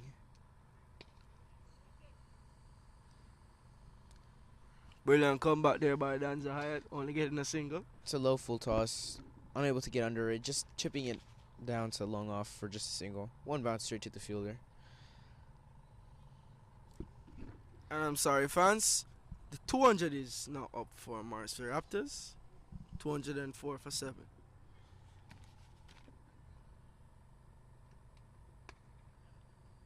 It's a very good total for the Morrisville Raptors. Just their captain just trying to pull away the ball, but only getting a single for it.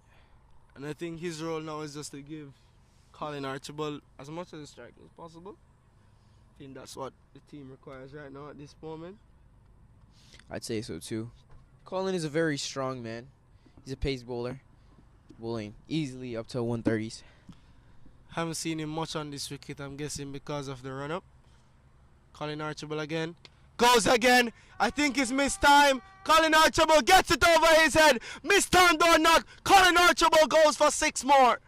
He's hit 3 boundaries in this over when his team has needed it most. And all those dot balls earlier do not matter right now because he's making up for it. Colin Archibald on his best. I'm telling you, Colin is not someone you want to be set at the crease. Once he gets going, he does not stop. Sending Denza high continuously ball after ball. It's a good comeback from Denza again. Bowling another dot ball here in the death, which is like gold. Hopefully you get to see Shoaib Saeed come into bowl his last over of his spell. And yes, we are getting to see him bowl his last over his spell. It's a beautiful, beautiful way to end off his game, his spell. After 19 overs, the Morrisville Raptors are 211 for 7. At one point, 4 overs ago, we didn't know if they were going to make 200, but Colin Archibald has done his role that he's sent to do. Shoaib into Dane Pete. Dane Pete goes just short of the field that long off. Only a single. And as I said, he's done his role. Hasn't faced any dot balls, has given Colin Archibald the strike as soon as possible. And have put Morrisville Raptors in a position, as I said, looking to score over 220, which I believe is a winning score on this wicket. Shoaib Saeed has bowled unbelievably good here in the death as an off spinner. It's not often you see that. Colin Archibald goes! Colin Archibald goes! Another Brilliant massive six. six from Colin Archibald over the hillside top. Hit strongly off the back foot. We've been waiting to see this against the off spinner, and he's lined him up. And he's hit that perfectly over the mid-wicket boundary. Fans, you gotta beware. He's coming. And I think he's coming again. Colin Archibald goes again. Looks to miss it. Atul Ayer with the dive. Brilliant effort by Atul Ayer. Went for the wicket. Probably should have looked to save the boundary instead.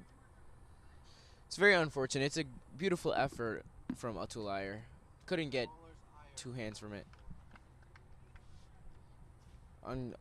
Unfortunate enough to not save the boundary. And it goes for another one for Shoaib Saeed. Goes again. Better bowling by Shoaib Saeed. Very unlucky. Could have got the wicket the previous ball before. And comes back with a single here. I think he got 2 balls left in his spell. He needs to close it out and restrict Morrisville Raptors to at least runs he can in this over as possible.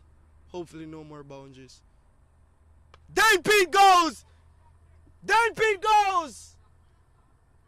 And Dane Pete is out. Anticlimactic. Okay. And he's gone. Just not being able to get underneath the ball enough. Top edging the ball straight toward the mid-wicket boundary. It's another beautiful catch taken. It's not an easy one. Very well judged. Taken very comfortably. Shoaib Saeed getting 3 wickets with 1 ball left of the first innings.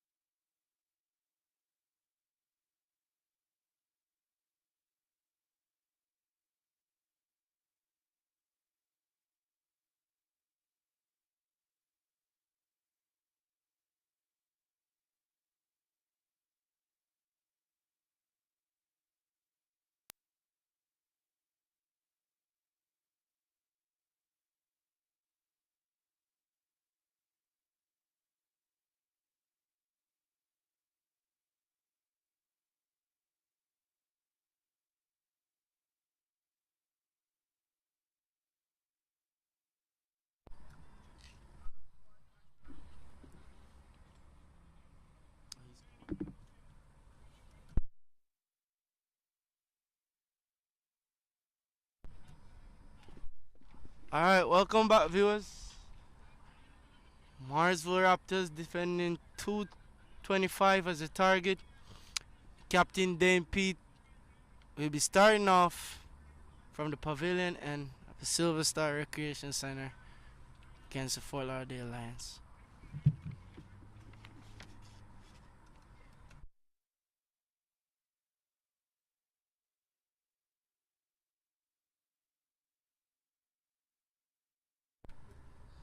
Dan Pete coming into bowl again.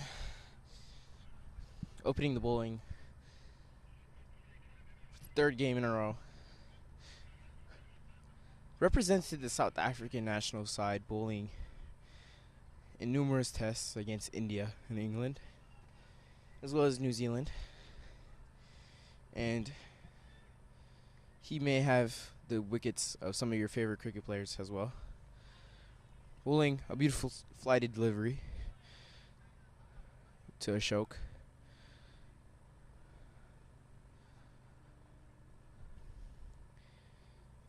He has the wickets of players such as Virat Kohli and Rohit Sharma. It's another spinning delivery. Batsman has little to no clue about how to play that ball. Very impressed with how Dane has adjusted to USA conditions. I've seen a change in his action, having something like a Sunil Narayan action. And that ball has gone over mid-off for 4. Brilliant shot by the batsman here on strike. But going back to Dane, I've been impressed with how he hasn't been flat like most of the spinners I've seen that have made the transition from international cricket into the United States. He's still shown that confidence to throw it up as a spinner, especially early in the power play, which shows a lot of skills and bravery. So I've been very impressed. It's beautifully swept towards deep square leg for another boundary. It's beautifully played from Ashok, just moving his leg across and just sweeping it with full arm's length.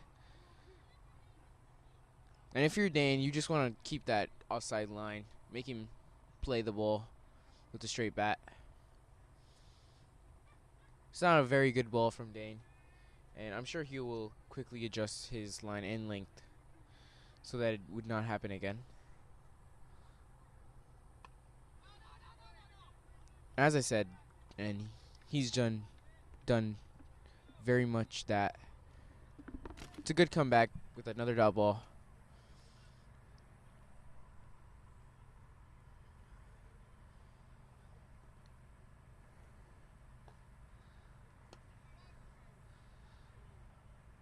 Inside edge towards long on with the fielder out. Seems like Danny's just trying to make him play towards that area with obviously the fielder being out. Maybe trying to look for a catch towards that area. To get a first over, just only, 7 from it? 9 from it. And if you're Morrisville, you're just trying to bowl less than 10 runs in an over, because it is a big total that they're chasing. So anything below 10 is a perfect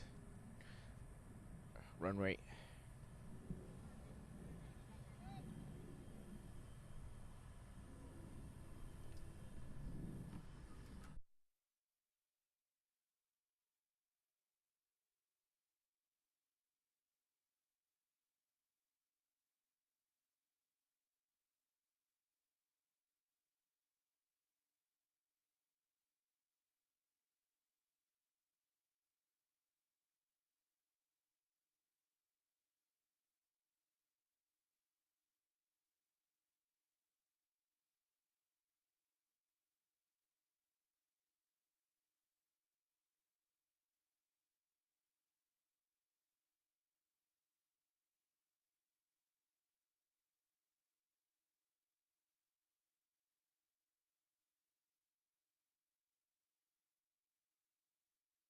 The national Shiva Kumar coming into bowl.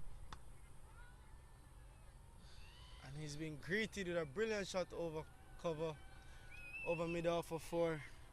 Been very disappointed with Shiva Kumar so far. in Orlando. Hasn't lived up to the standards so far. Hopefully he can get a performance for his team today. Former state cricketer Shivakumar recently making his USA debut.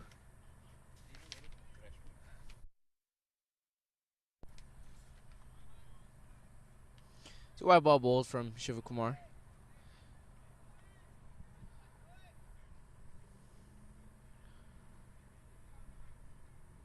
Just showing his intent to score some runs. Hitting ball fluently through the offside region. Seems like he's not bowling his full pace, Shivakumar, due to, I think, some run-up challenges.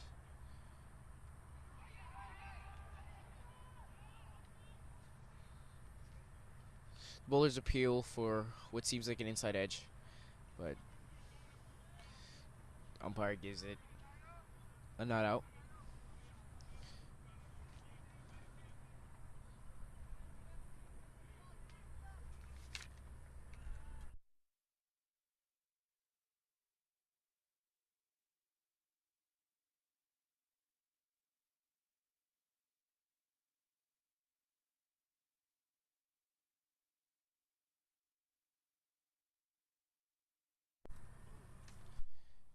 It's a well bowled delivery from Shivakumar. You can finally see that bounce in his delivery,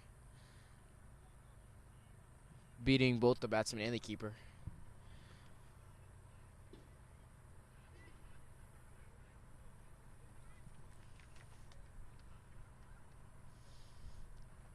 If you're a show coming into bat, you're looking for at least 1 or 2 boundaries per over.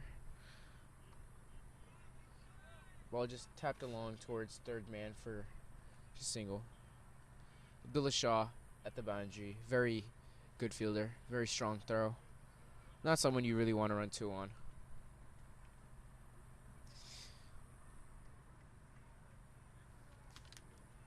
New batsman coming into bat, Manas. Coming from Fort Lauderdale. Used to play state cricket in India. And used to play 4-day cricket, batting up the order, so he's took the opening role to see if he can prove himself at this higher level.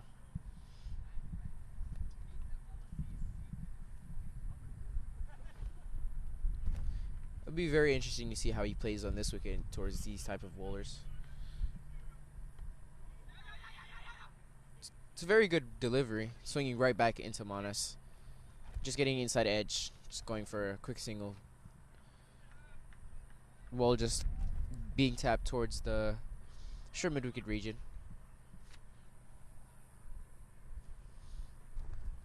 And again, if you're Fort Lauderdale Lions, you're trying to show a lot more intent into batting. And just get at least two speak of the devil. It's a beautiful shot over long off, sorry. But it's a good save from Dane Pete at the long off boundary to save the boundary. But you could just see Ashok's intent in batting, just playing through the line, trying to hit as many boundaries as he can. Because as you know, chasing 225 is not an easy score for any team, no matter the surface. Still have to bat through the inning, still have to hit the balls that need to be hit.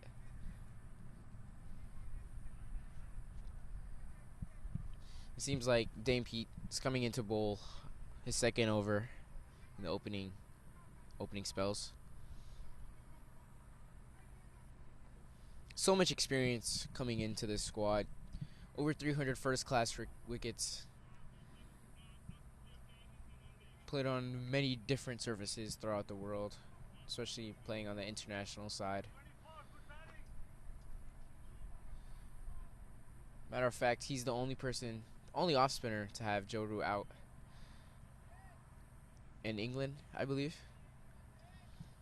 So, like I said, some of your favorite batsmen, he has taken their wickets before in the international side.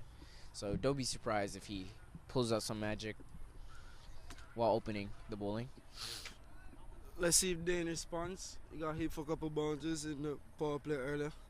So let's see if he responds this innings. This over. in his second over. Giving it air, as I said. Very impressed with Dane, giving it a lot of air. You could just see the amount of drift Dane has bowling with this opening ball. Not allowing the batsman to free his hands to just hit through the line. And Dane Pete strikes. Getting the left-hander. Brilliant catching slip. It looks like Shaw, if I'm correct. Yep. Getting the catch. Dane Pete is his second wicket I've seen he got today, carrying a batsman to slip area, which is very impressive on a AstroTurf wicket like this, which he's shown that if you put in the right variation and pace, you'll get turn, and he's just showing his experience here. As I said, he will always pull out some kind of magic. He's a very experienced bowler. Always bowls with the plan, and always somehow has the right field setting. It seems like whenever he's bowling, he's always thinking 2 steps ahead of you as a batsman, and you see this very often in his game. And now I see a very crucial point in the match. A man who scored the fastest 100 in minor league cricket history has stepped to the crease, Javel Glenn. And you also have to keep in mind, this is the pitch that Javel Glenn did hit his fastest 100 on, so you can never count him out the game or count for Lauderdale Lions out of the game. A few sixes here and there will change the momentum for the Lions, because obviously this is not the best position you want to be in, losing a wicket very early in the game while chasing down a big total. But if I'm correct, I really don't know if Ober's spin out 100 was faster than his. But let's see how it goes today. Dane Pete starts a little flatter to Glenn. Smart option, not giving him a lot of air. With a long off deep on a cow corner. What you also have to keep in mind also is that Obis's innings was not by himself. He also had Lee Hero next to him, scoring the same amount of runs with him. So basically just shows how you can bat in partnerships and how you can easily just change the tide of the game with just a couple of boundaries. However, Ashok is showing a lot of intent in scoring and has been scoring pretty easily here. Very well bowled by Dane Pete. Not much Ashok can do on that delivery, except for just block it out, because another wicket being lost is not ideal for their situation currently. So Ashok knows this, keeps this in mind, isn't just swinging through the line blindly. He's playing a pretty smart game. It's a beautiful shot over long off, just timed perfectly for a 1 bounce 4. Ashok just getting the best of Dane at the end of the over, ending it off with a much needed boundary in this stage of the game. As you know, the Morrisville Raptors had 81 runs coming out the power play, so hopefully Fort Lauderdale Lions plan on doing the same.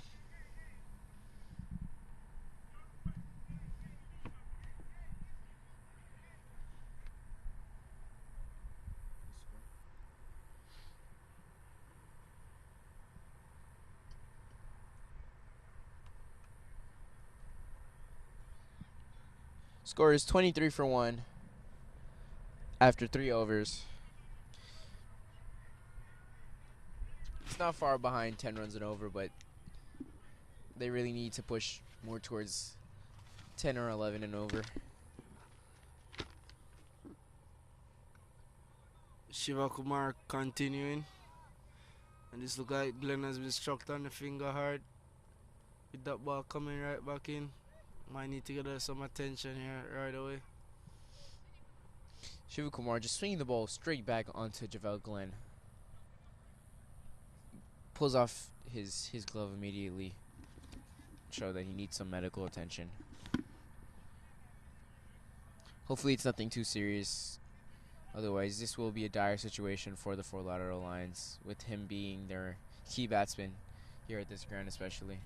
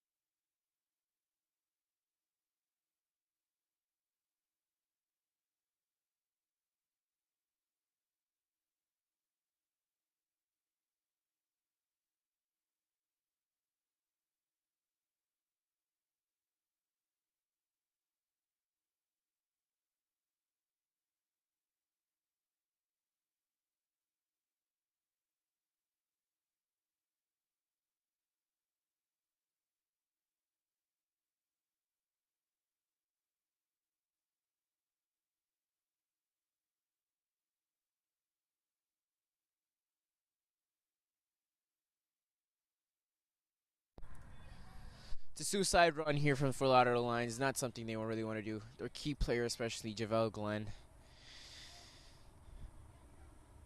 If you're Javel Glenn, you're just asking why. Why did I do that? Javel Glenn has been known for making bad decisions when it comes on to his running, and it has causing him wicked. He's been very disappointed not to even burst a sweat so far and put his intent on the game like Lahiro and Oba Spinar did. It's a very disappointing blow, and as a crucial player for the Fort Lauderdale Lions, it's a big blow.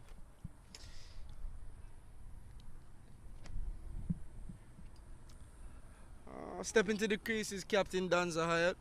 He'll be looking to get a big score. Has shown glimpses with the bat, but hasn't got that crucial score that the Lions has needed. And with the promotion of captain, let's see if that will boost his intent as a batsman today. Danza Hyatt has a lot of cricket experience behind him as well. Representing the West Indies national team and playing for Jamaica for a multitude of years. He should show some experience here and hopefully pull the momentum back onto the Lions side, but the situation is not looking ideal for them right now. Shiva Kumar continues. It's been a very good second over from him, from the far end. And that's the Shiva Kumar we know. Naturally swings the balls both ways. Into the left, out to the right-hander. That's his strength.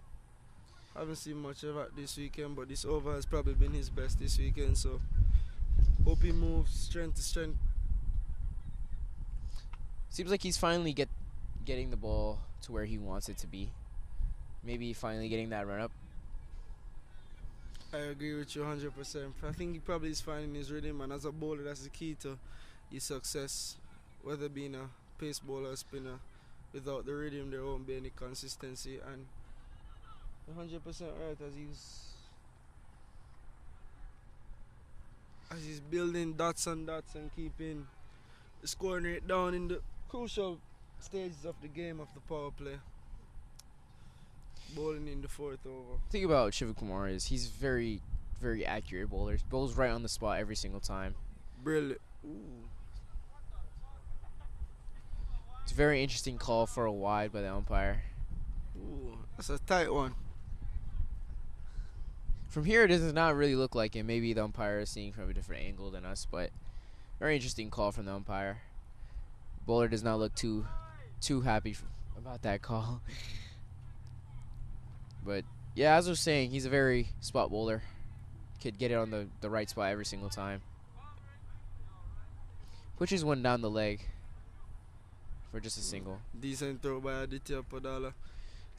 Forcing the batsman to complete the single. Aditya Podala, also coming from Houston, known as Mama on the Morrisville squad. Very good fielder, very, very gritty human.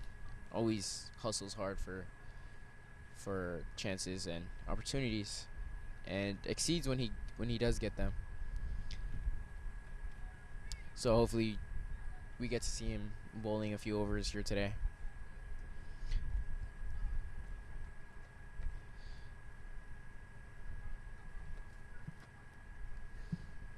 Obis Pianer coming into bowl. His left arm rockets.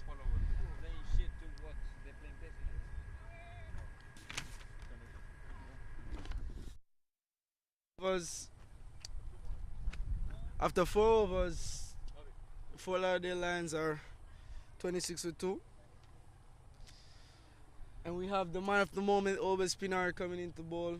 His left arm orthodox. Some would say left arm medium pace. From how he's been bowling on these Astro wickets here in Orlando. Let's see how he goes. Honestly, Obis has been the best bowler I've seen on this pitch so far this entire weekend. Bowling very accurately, barely any runs scored on his bowling. Just varies his pace very frequently. It's hard for any of the players to, get back and score on those balls. And it's a dropped catch in the covers by Abdullah Shah. Just I was talking about how such of a good fielder he is. Just drops, as you would say, a sitter. And the commentator curse strikes again.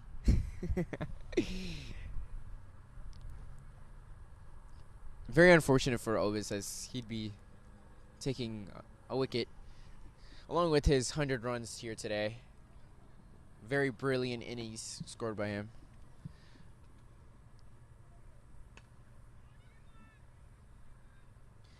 Fielded by Abraham Bolisetti. The ball just pulled away towards the mid-wicket boundary just for a single. You're 100% right. It's hard to disagree with you. Probably out of all three teams, Obus has been the most consistent bowler on this wicket. Comes into ball again. Short and wide, Danza High cuts that. Misfielded again by the point fielder. Not too sure about who it is. I think it's JK out there at point. It's a very interesting call to put JK there at point, as he's just still coming off of a surgery for his finger. But if they trust in his ability to field there, then we should too. Don't think anything's wrong with this finger after picking up 5 wickets against Orlando Galaxy in the previous game. Yeah, JK is a phenomenal bowler of leg spin. Took 5 wickets the last game. You know, also represented the national side at one point. He's never someone you could count out the game. You know, he didn't bowl the best the first day on Saturday, but today he came out just ripping through Orlando Galaxy's defenses, and I'm sure he's hoping for today to do exact same against Fort Lauderdale Lions. But Shiva Kumar comes in to bowl his second over.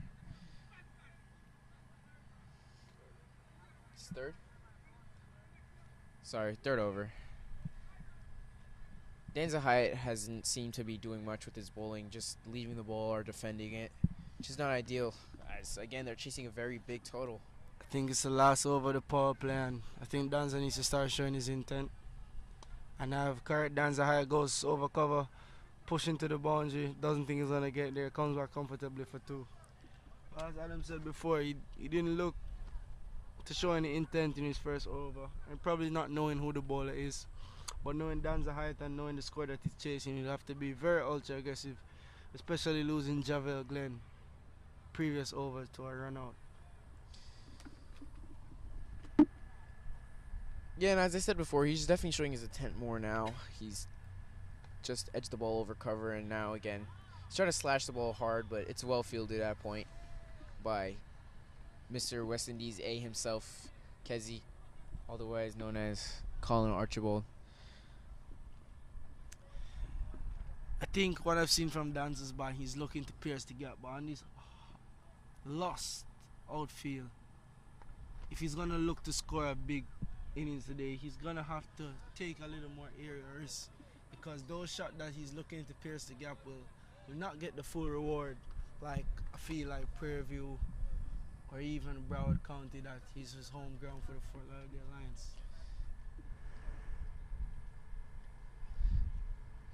As you see, Danza High just trying to find something, if anything, against Shiva Kumar. Trying to play through the line, just move across in his crease and hit it straight. But unfortunately didn't get anything on that, just completely missed it. But I'm sure he will try to pull out some antics throughout this over to try to get a boundary. Cannot bowl there to Danza Hyatt.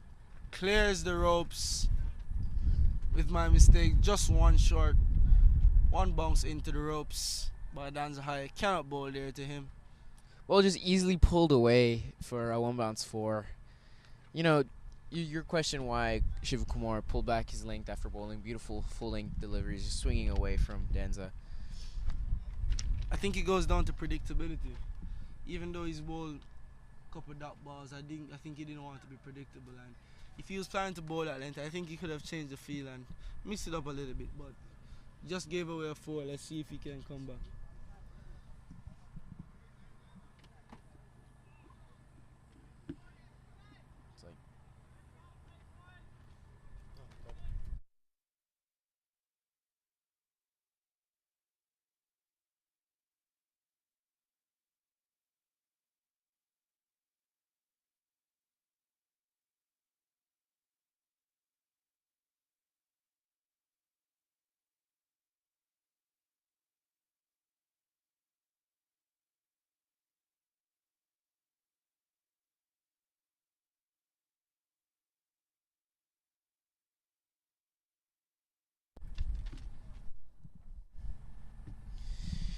Obis coming in to bowl his second over. You know, it was beautifully bowled the first over with a chance dropped at covers. You know, hopefully Abdullah Shah is looking to, you know, take the next one that comes towards him.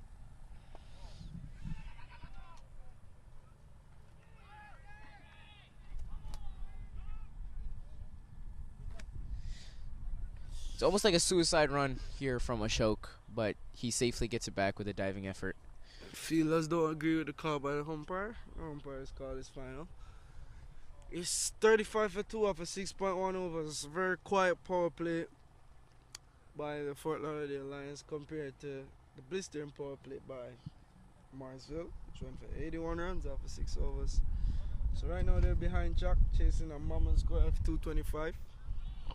It's a brilliant bowling attack that the Morrisville Raptors have.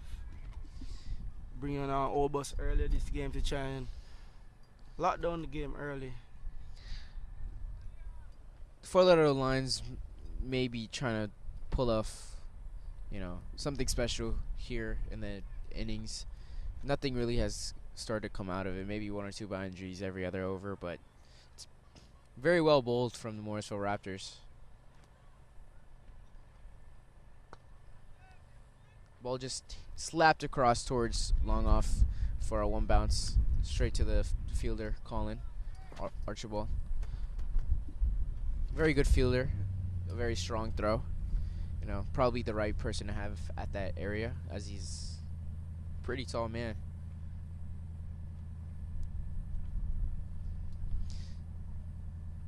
And it's another wide from Obis, just trying to get to that wide line, make the batsman reach. I mean, it's surprising. Obis is 6'4" himself. He's a pretty tall man. Hopefully that drop catch off of Obus' first over against Danza High doesn't come back to haunt Morrisville Raptors.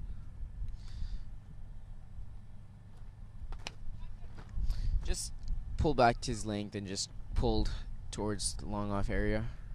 Didn't really get a lot under it, but Obis is changing his speed very, very, very nice. I think the key with Obus here is his height. He's, I think, the tallest players out of all 22 players, and which gives him an extra bounce. And as you said, his pace. With his bounce and pace, it's very hard to get under the ball and score boundaries. So my advice to batsmen is try and use the pace. Try and get your body across or behind the ball. Try and throw Obus off a little bit.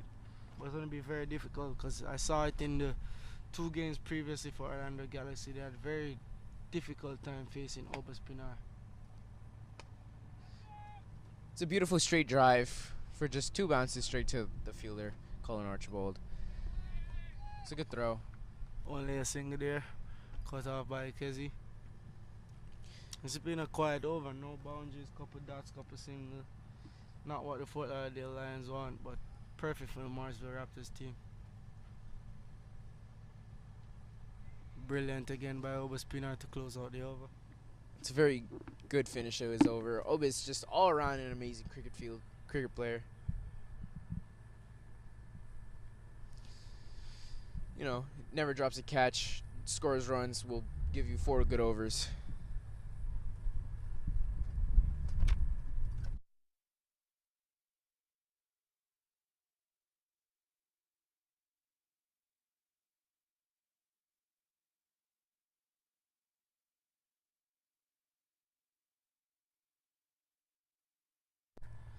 But like I said, Obis is all around an amazing player. He's someone that you really want on a cricket team.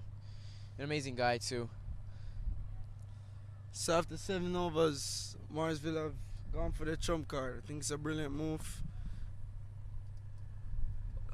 After 7 overs, score is 40 for 2. Morrisville have gone for the trump card. JK. Just a shortening, that's what he's known for. He's gotten 5 wickets in the previous game. Brilliant against Orlando Galaxy. And with a score of 200 plus to face a leg spinner, attacking as JK is, gives the ball a lot of air. Very deceptive with his pace and variations. How the Lions go. It's a beautiful start. It's a beautiful start for JK. Getting the ball right where he wants him. Just has him swinging across the line. Maybe trying to force a false shot. Maybe to top edge of the ball for another wicket. That's a leg spin. Danzahaya picks into it. That's a mammoth 6 on top of the hill. Massive 6. Straight over a long off's head. He has to run up the hill and fetch the ball. If you're JK, that's not the length you really want to be bowling. It's too full. That's just a ball screaming, hit me, and he did. It reminds me of the shot Obes Pinar played yesterday off of Matthew Comer. It's a brilliant shot. Same thing, missing his length. Only difference is Danza went over long off, Obes went straight over. 2 brilliant shots off a leg spin bowling. How will JK respond? I think he'll come back with the googly. And Short! Danzahaya pulls it just in front. Very good stop by Aditya Padala. Padala stopping a potential 4. Maybe he could have gone for a catch, but the ball was hit very hard, so very unlikely. But it was a very good effort and stopped the 4 for just a single. Shot hit straight over cover for just a single. The sweeper area, Aubrey Bolasadi just stopping the 4. From what I've seen from JK, he likes to give the ball air, and that's a very brave. That's one of the bravery of being a leg spinner. Gotta get the ball some air. Danzaya goes again, gets it over cover. Has he found the gap?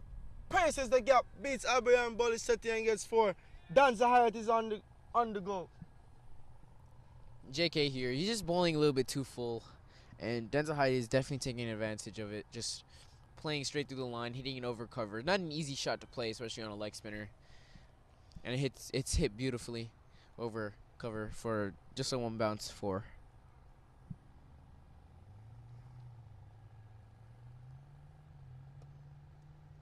Very well played by Danzahaya. Already dominating, getting more than 10 runs in this over.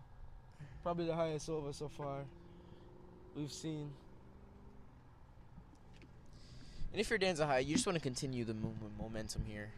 Try to just get at least 10 and over from here on out. Otherwise, the win is not going to be very likely for the Fort Lauderdale Lions.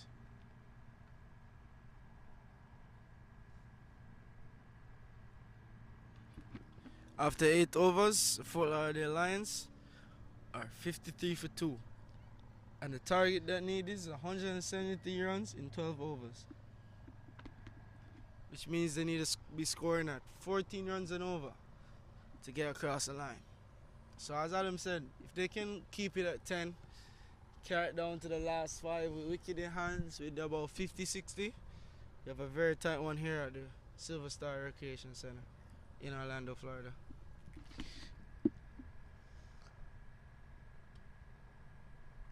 It's another wide ball here from Obis. You could definitely see what he's trying to do. Just make the batsman stretch and reach the ball towards the wide line. Maybe just missing it by a few inches.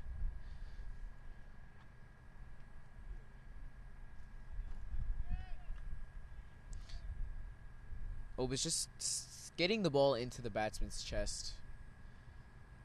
You can see how much he varies his pace. How that ball just slid onto the batsman without him being able to play shot. It's another doubt ball.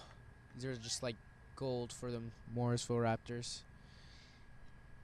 Danza with not much of a clue on how to play him.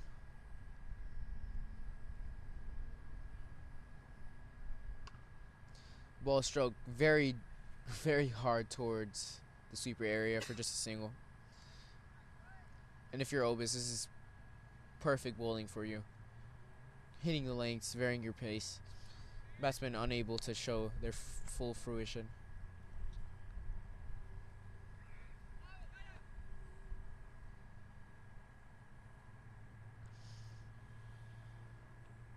It's a leg buys, signal for the batsman trying to slog sweep the ball. Unfortunately, just missed it.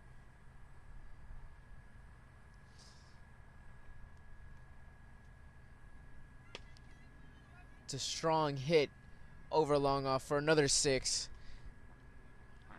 It's a very big 6. Even Colin could not reach it, being 6'1", 6'2" himself. It's a very strong hit from Danza, showing a lot of intent to score some runs. Danza looking to get a big one here for his team.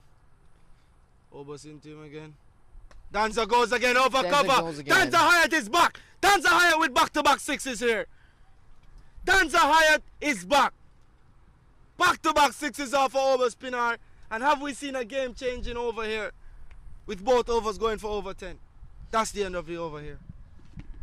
You know, you'd be surprised seeing as Denza had little to no clue on how to play Obus, but Obus just missing his length 2 balls in a row, and Danza will never miss an opportunity like that, just sending both of those away for 6s. You know, it's a much needed over for them as they were falling a little bit behind the run rate. You know, two really big overs from 2 of their best bowlers coming out. With JK coming in to bowl another over. I'm sure he's seeing to bowl a little bit better this time. Maybe take a few wickets. But I'm sure he's just aiming for dot balls at this point. I'm very impressed with how Danza Hyatt has measured his innings. He hasn't taken the approach like what Obus and Lahiro have playing right through, especially under pressure chasing a big score like this. But I realized he took up probably the first 10, 15 balls just to get an assessment of the conditions, and now he's looking. That's a big hit. That's a big hit into the breeze. Has it cleared? Has it cleared?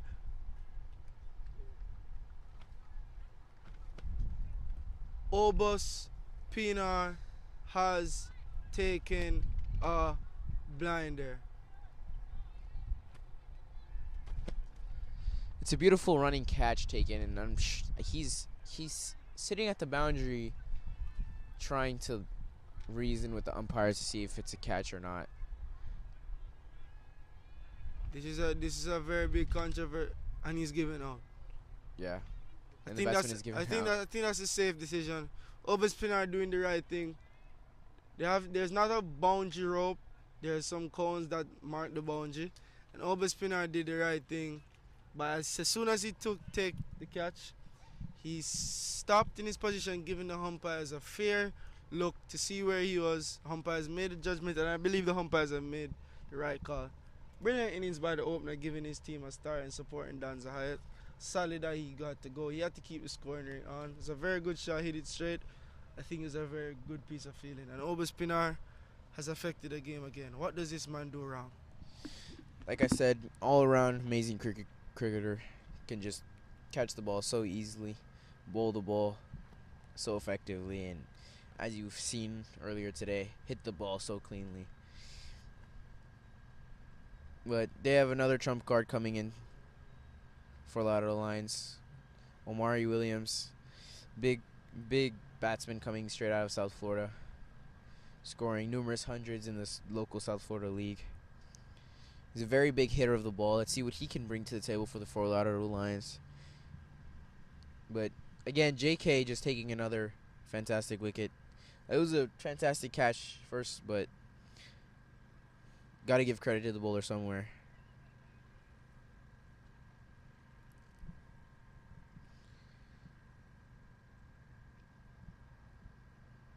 And I'm interested to see what JK is going to do towards Danza Hyatt after getting hit for 2 continuous boundaries in the last over. I think he's going to come for first ball googly. And his googly turns quite a bit, seeing from up here. I think that's his top ball. I think that's how he gets most of his wickets. He boxes googly. And as a leg spinner nowadays, from what I've seen, most leg spinners back there googly. It's a very deceptive ball, and batsmen claim they watch it more and try to pick it, but you gotta hit it. And JK boxes googly, and that shows the confidence as a leg spinner. And as a leg spinner, wicket taking leg spinner, you gotta be confident. Brilliant ball by JK to Danza. Not much you could really do on that delivery except for just tap the ball. As I said, I'm very impressed with JK. He gives the ball air, invites the batsman to play aggressive shots, and that's how you're going to end up taking wickets. especially in T20 cricket. I approve of the decision made by Dane to bring JK back onto the attack after getting hit the last over.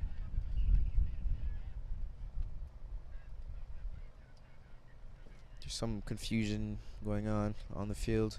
Not too sure what's going on with the umpires.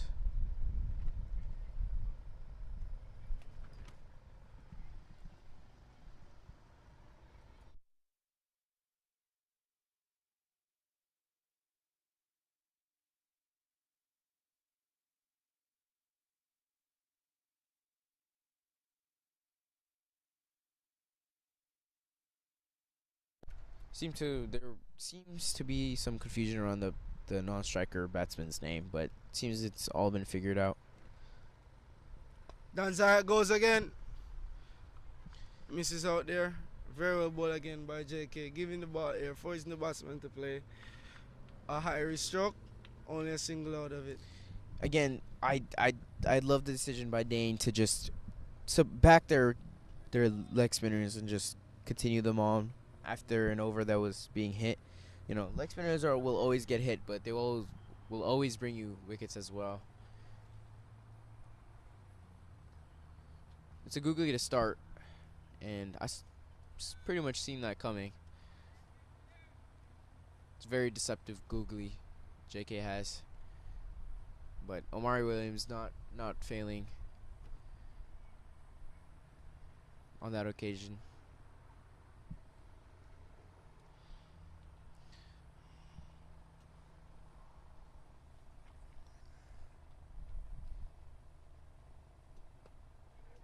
Very well ball by JK, keeping it on stumps. I think that's the difference between this over and the first over. I think it was too wide.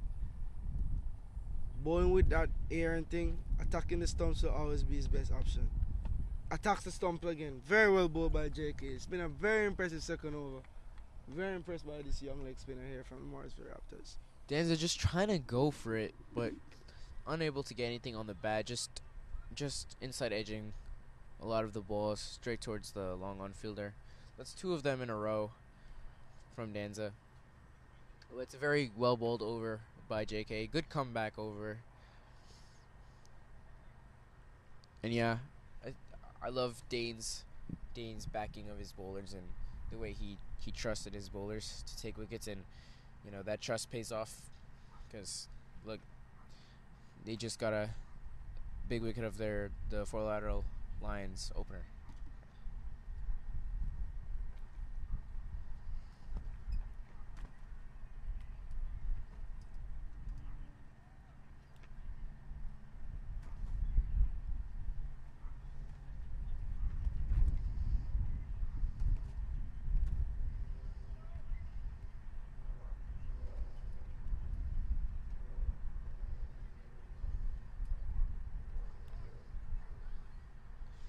Seems like Aditya Padala is coming back into this game.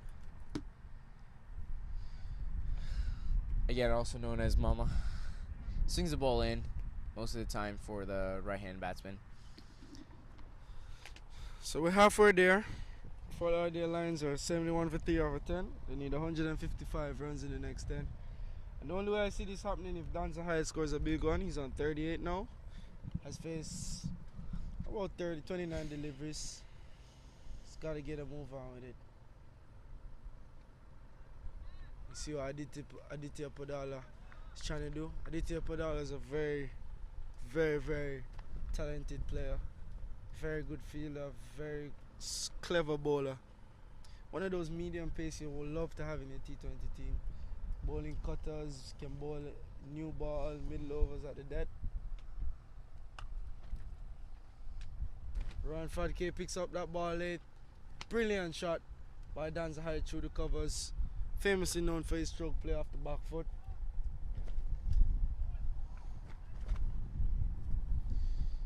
It's an interesting decision to bring Aditya Padala here into the middle overs, as he's mostly a swing bowler, and I'm sure the ball is not new enough to get a lot of swing on. Ball just sliced across towards sweeper. Ron Futke, a very, very good fielder. From what I could understand, probably Dame Pete's thinking is Aditya is the type of bowler that is on the ball, cutters, slow balls, and those type of bowlers will bring 4 shot, as you see a while ago from Dan Zahaya. Very well bowled by Aditya Padala, only getting a single. Fielded there by Obespinar at long on. The key to me here is Dan Zahaya is scoring.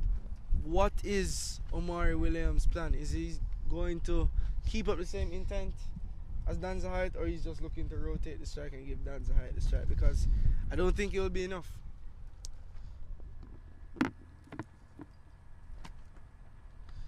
Omari Williams was devastating against the Orlando Galaxy last season, playing on this surface as well, scoring, I think, 250s here at this ground. You know, he could definitely bat when given the opportunity, and here is the opportunity for him to showcase his talent. Diti Padala has been bowling pretty good this over. Not too much to worry. Just pulled away towards the short mid-wicket area. One bounce to the mid-wicket. It goes back to Adam's point. I'm very impressed with Aditya. He stick to his plan, bowling to the long side of the wicket, bowling to one side, bowling to his field, only giving away singles since that boundary over the offside. Aditya Padal is a serious player. Goes with that cutter, and look at this energy. Look at his energy to get to that ball. Lovely player to have in your team. Fact is, he's under 21, so he's got a bright future.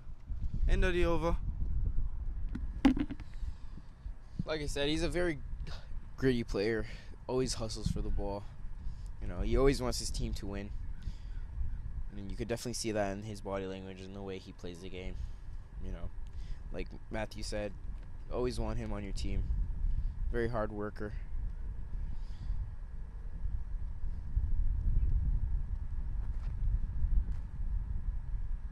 Seems JK is coming to bowl his third over. See how he follows the next one. Mario Williams, it's going to be interesting to see how he plays against JK. You know, as a leg spinner, bowling down to him in South Florida, he's usually fond of using his feet to get to the pitch of the ball. Haven't really seen that in this game.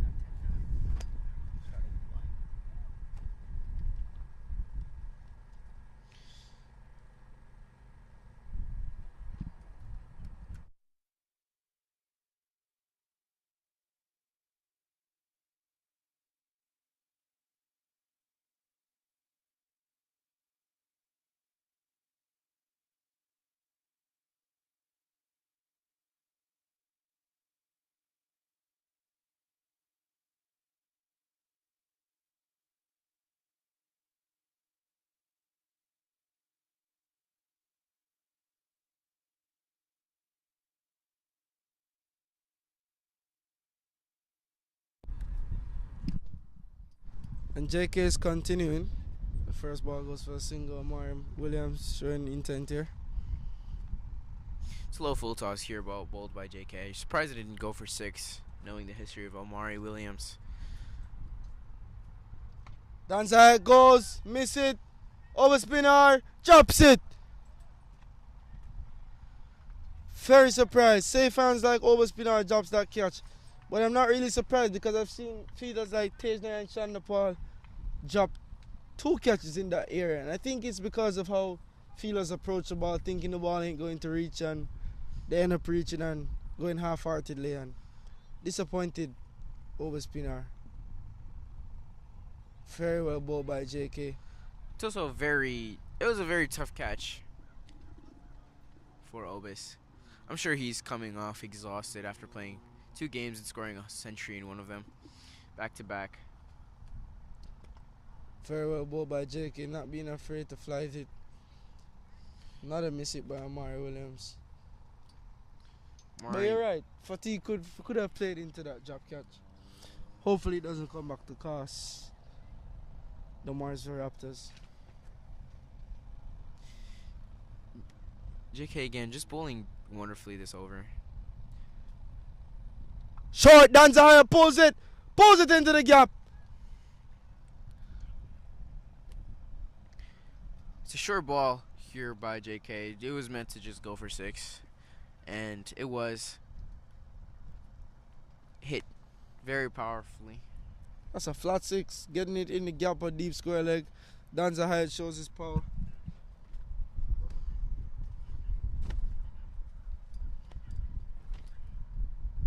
And that's 50 for Danza. Danzahaya.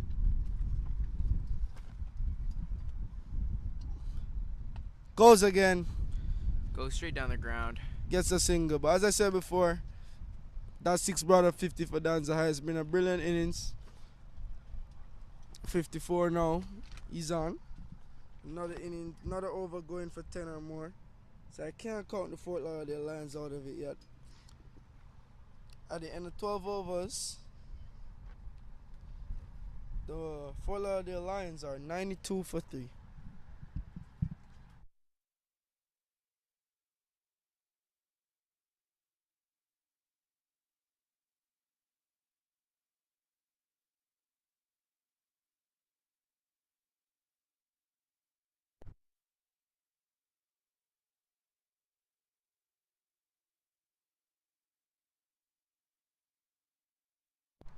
Idio put out his second over. You know, it was a pretty decent first over. Just one boundary coming from it, maybe a couple 2s.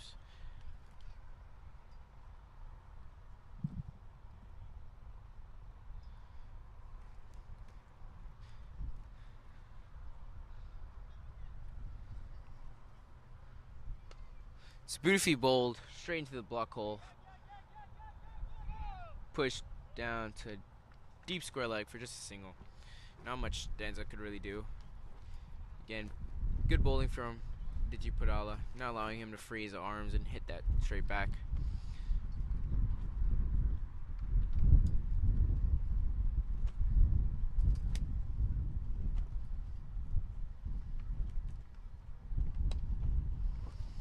Another mishit for Omari Williams. I'm sure he's not too fond of the way he's playing currently. Just inside edging a lot of balls. Hasn't really seen one out the middle, straight back. Because we all know that once the ball comes straight out the middle, we know you're going to have to be running far distance to catch that ball. Ball is powerfully struck and well fielded by Colin Archibald for just a single. Stops the floor with the diving effort. And Danzahaya is in form, and you can see he's striking the ball quite powerfully.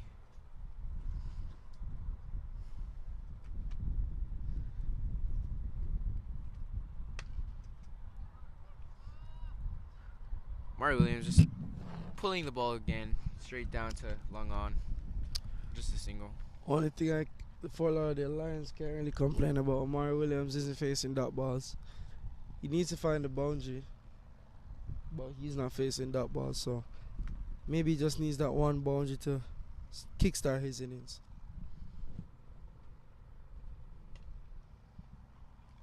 Top edge over third man.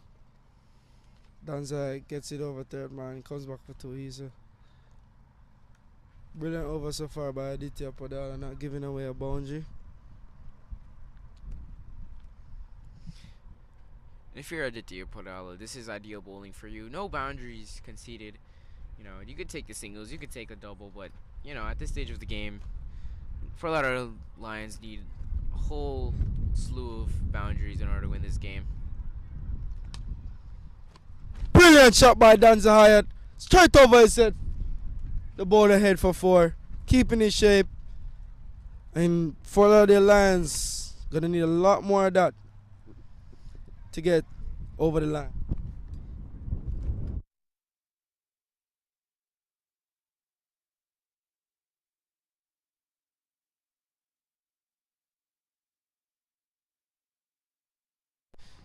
Danzahaya just finishing Off the over with a beautiful straight drive. No one could ever stop that, even if you're the fastest man in the world. So again, as we said before, it's 10 off that over. And the Lions are staying in the game. The only thing now, they need 124 runs off of 7 overs. So currently, after 13 overs, the Lions are 102 for 3. They got 7 wickets in hand. And they need 100 runs, 124 runs in the next 7 overs. So, from what I've seen, Omari Williams got to find the boundary. That's the only way. Dan Zahait is doing his role. He's scoring a strike rate of 155. So Omari Williams needs to push on now. That's the only way the Fort Lauderdale Lions have a chance in this game. Game is still open. You know, and JK has been bowling beautifully this entire game. Except for the first over, everything has been pretty good for him. You know, let's see how Omari takes on JK again.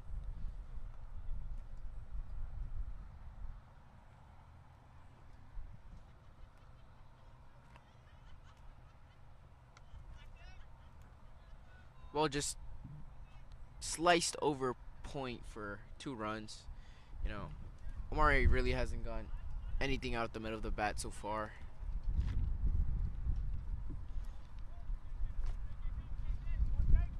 And if Fort Lauderdale plan on winning, they need him to just get a few straight out the middle for 4 or 6.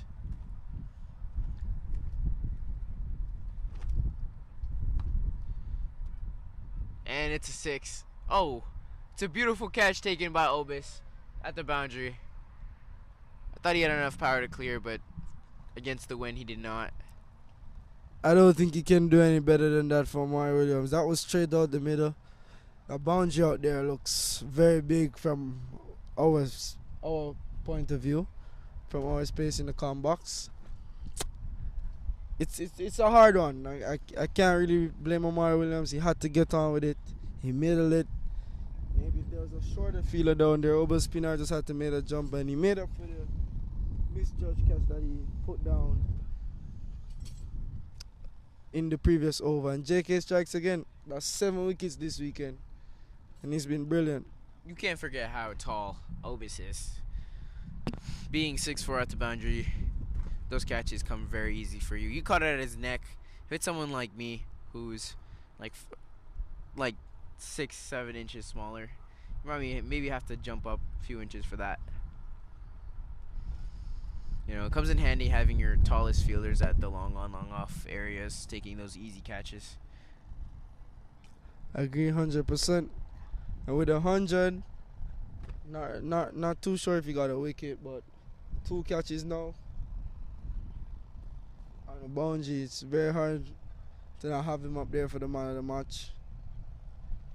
But as again, I'm very impressed with JK. He's giving that ball air, and that is how the wickets are gonna come as a leg spinner. And as I said, he's gone 7 wickets this weekend, if I'm correct.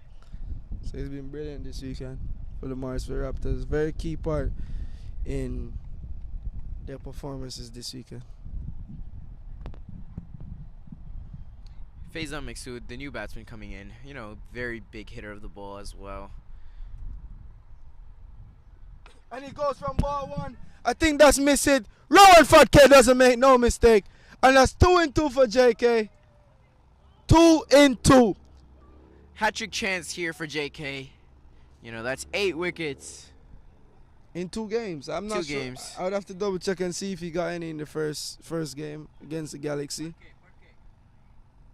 But he does no wrong, and he goes back to what he's done. And I think Fort Lauderdale Lions could take a page from JK book going forward with the rest of the games of the competition in how to bowl on these AstroTurfs, especially this one here. Sadly, I don't think they'll get an opportunity to play on it again. But when they look back on the 224 runs given away, if their spinners could have bowled a little more slower and a little more effective in their lengths and straighter without giving the likes of Obus and Lahiru room, I think we'd have a different game here. It's very interesting to see what JK will do for this third ball potential hat trick delivery. You know, he's been bowling phenomenally this entire weekend. You know, his first few games back after an injury. You know, this is definitely the way you want to start off your comeback. You know, I'm sure he's looking to represent the national side again, and could potentially see a hat trick here in Silver Star Recreational Center.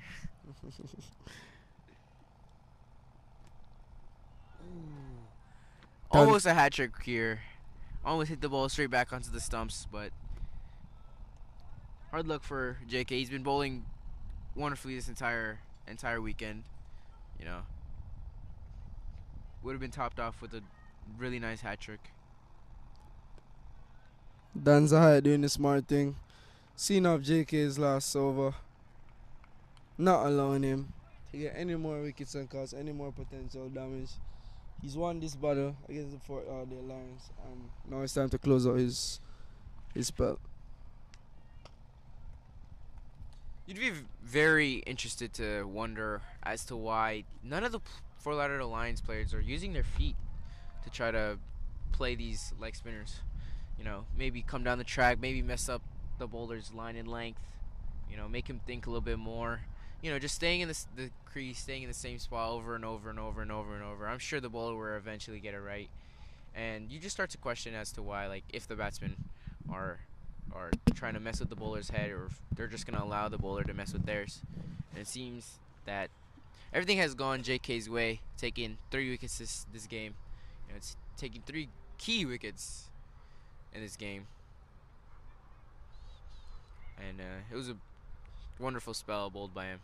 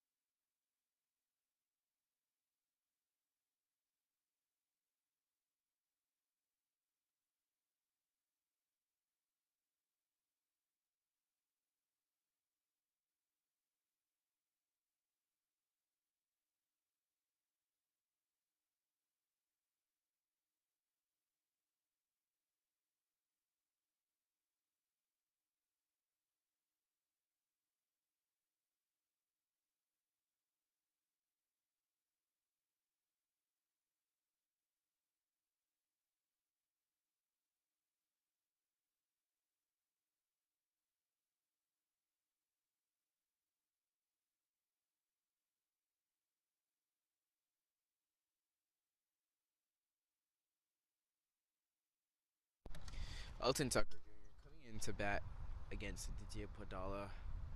You know, 2 lefties playing against each other. EJ, a very hard hitter of the ball as well.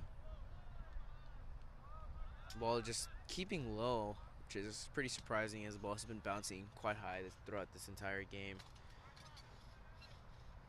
You know, it just shows the natural variation this pitch brings. You know, we know it's AstroTurf, but it has not been the easiest to play on.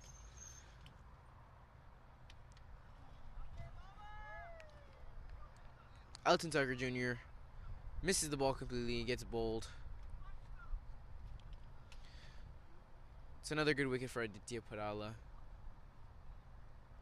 I'm sure Elton Tucker Jr. is disappointed in the way he got out.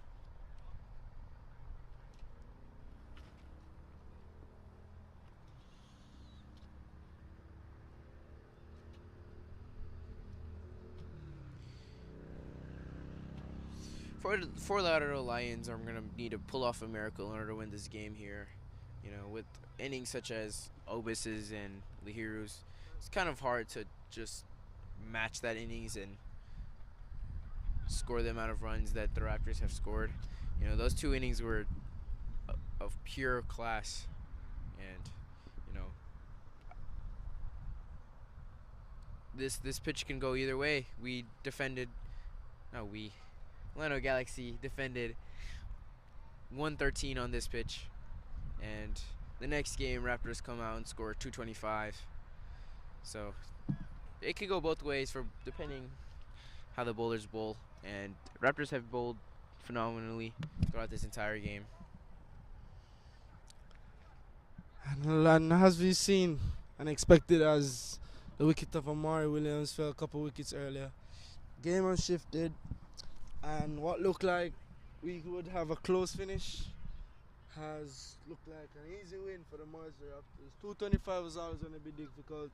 Scoring rate increasing by almost a run every over from the beginning. And I think the Morrisville Raptors deserve this win. Very kudos to players like Lahiru Melanta, Obi Spinar, JK, captain, with how he's round the bowlers, and everybody just playing a part from my point of view. Colin Archibald in the fields, Rowan Fadke with the catch. It's just been an all-round team performance by the Morrisville Raptors. And I'd like to say how just congratulate Dane P on like how amazing he's been captaining this squad and how their bowling side has just been so effective.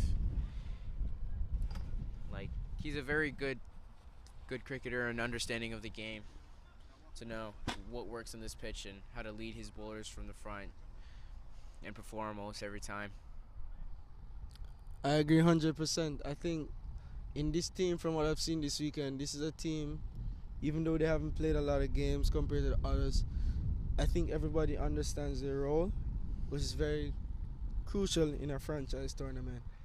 And one thing I've realized with this Morrisville team compared to the rest, they're very young. I don't think there's, apart from Dane and maybe Obos, they might be the two oldest, maybe Lahiru as well. Even Archibald himself is in his prime right now. He's in his late 20s. So you get the guy the likes of Bolisetti, Fadke, and other youth players coming through the system, which will leave Morrisville with a team of promising talent to rise through the ranks and help those players to help the younger generation when they come together and play. Yeah, and I agree with Obis and Dane being there up front, you know, just leading the younger players to be just better cricketers all overall, you know. Two very good people of the game. They understand the game brilliantly and just want to push that onto the players and show them, you know, how to be in a professional side and, you know, how to gain experience. And these two have been doing it perfectly. I've been talking to some of the players on the team. They talk about how much confidence they have in themselves now that they have backing by big players like this who can push them and motivate them to be better players. I agree. It's very important that having that backing from the dressing room, it gives you a little extra push. Sometimes you're down as a player, you have a bad game, knowing that you can have the confidence in your teammates to have that bad game and come back and back yourself is very important. And I think a lot of the off the field things in the cricket, they go unrecognized. Go back to your point about Obas and Lahiru being underrated. I think a point in the cricket that's been very underrated is off-field preparation, and especially the mental aspect, having team meetings, having those talks, what you need to do better, what you don't need to pressure yourself on, studying opposition, a lot of those things. I think this Morrisville team contains 90% of those. Yeah, and you could definitely see, even in the dressing room or even like outside the field, you could see how much positivity Morrisville have within each other, and you know how much fun they end up having playing cricket. You know, you always see smiles around the dressing room, and you know I can truly see how Dane just, you know, shows the players what their roles are and what they're supposed to do, and you know, makes them feel better about playing cricket. It's a big shot play towards mid wicket, and it's an easy catch for Rohan Fadke again. one of the better fielders in this Morrisville group. Danza Hyde innings comes to an end, and it's that man again. I can't stop saying his name. Obis Pinar again with the breakthrough. If it's not with the bat, it's not with the ball, it's in the field. He's been absolutely brilliant, and he's no doubt today's man of the match, so there's no question about it. No doubt, could possibly end up being the player of the tournament if he continues like this, having the fastest T20 100 in this minor league season, topping Javel Glenn himself at his own field against him and hitting it off his own bowling. It's very ironic, but that's just how cricket is played. And it's a very beautiful innings played by him as well, also striking with the bowl as well, and with the catches as well. Just can't keep him out the game. The funniest thing for me is that this Silver Star ground probably one of the highest scorers ground in the league this year, so I think that's kudos to Orlando Galaxy for getting a ground like this, to getting players to play their free-flowing game, and to get 2 minor league hundreds at the same ground. Something must be good at the wicket, in my opinion. You also have to see how interesting it is for players to score that on this ground when the field is so thick and it's very hard for fours to come by. That means the players just have to hit the ball straight over the boundary for a 6. You can definitely see the strength in Javel Glenn and the likes of Obis PNR just easily clearing the boundaries.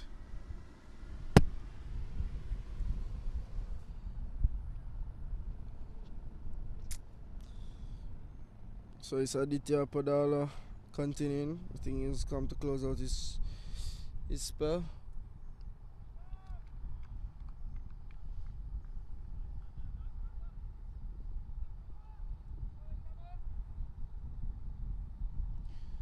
Titi Padala is just bowling a tight line.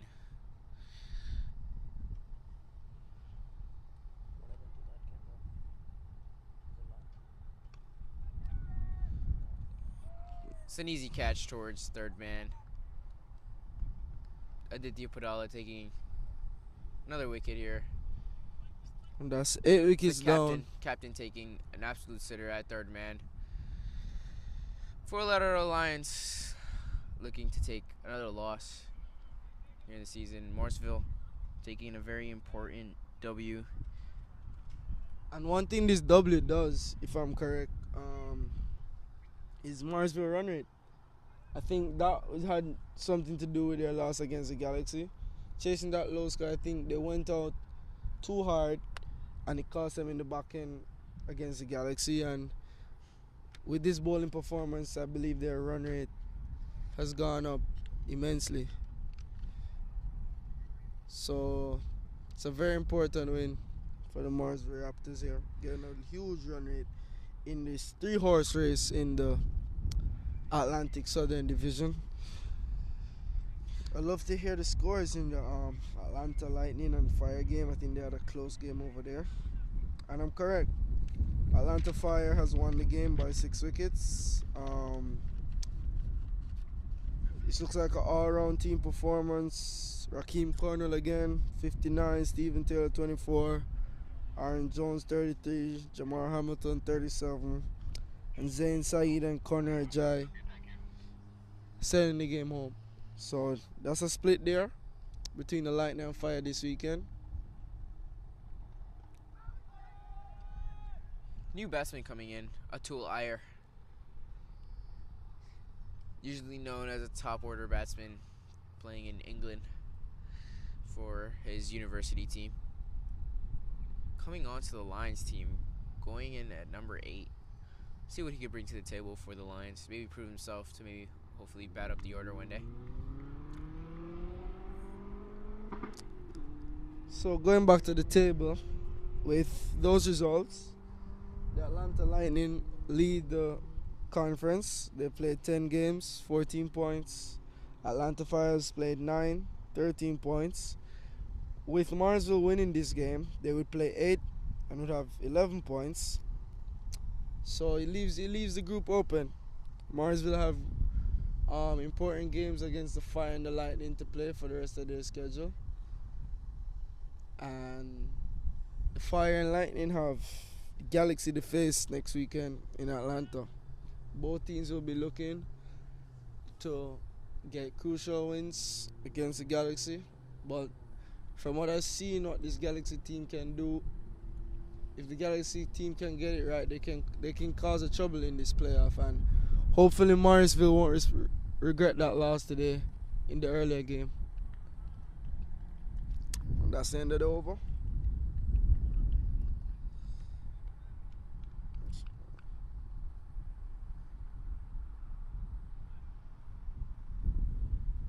Score is 114 for 8 after 17 overs. Only 3 more overs left to be played. Total is basically impossible at this point unless they somehow pull out 6 sixes per over. And I'm sure Dane Pete is coming in to ice the game right now. Coming in to bowl his 3rd over of the game. Seems like in this competition, or for this team, he's just coming in as an opening and death bowler. You know, I mean, makes a lot of sense coming as he's the most experienced bowler on the team.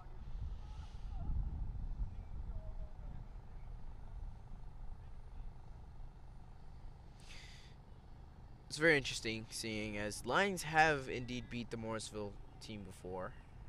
You know, Morrisville gaining their 2nd loss to the Orlando Galaxy earlier today. Even though they've beaten teams such as Mahan, Yorkers, and Stallions. If I'm not maybe not the Stallions. One of those teams up in New Jersey. Help you out there, buddy. They beat the Cavaliers, Yorkers, and the Philadelphians in their home set of games.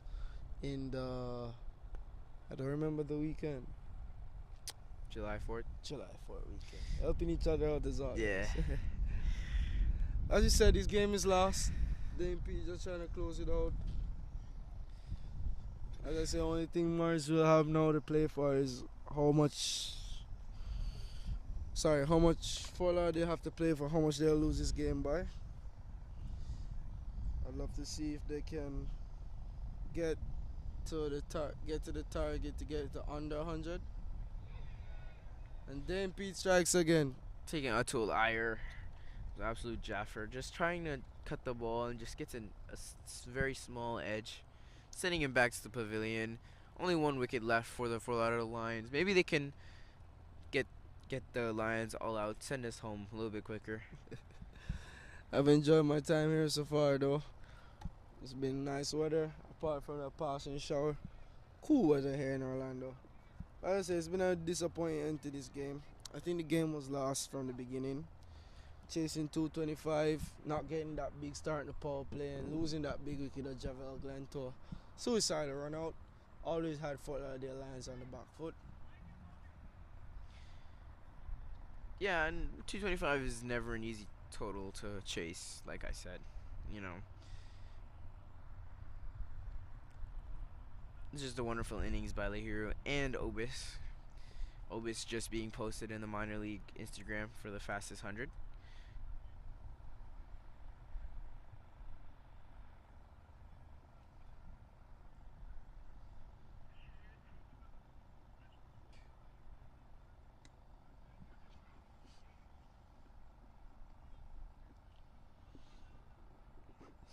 Coming down the final stretch of the minor league season, all of these games are very important to most of the teams if they want a playoff run.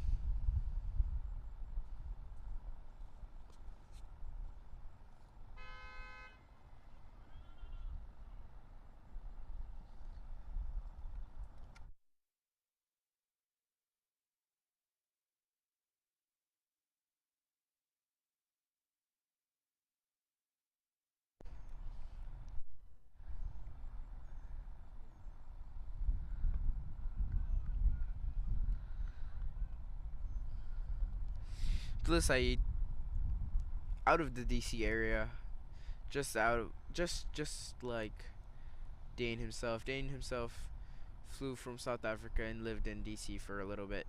Probably coached Saeed for a little bit as well. Saeed just trying to poke one out, just trying to get a single anywhere he can. But Dane is happy, knows he's iced this game for his Raptors side.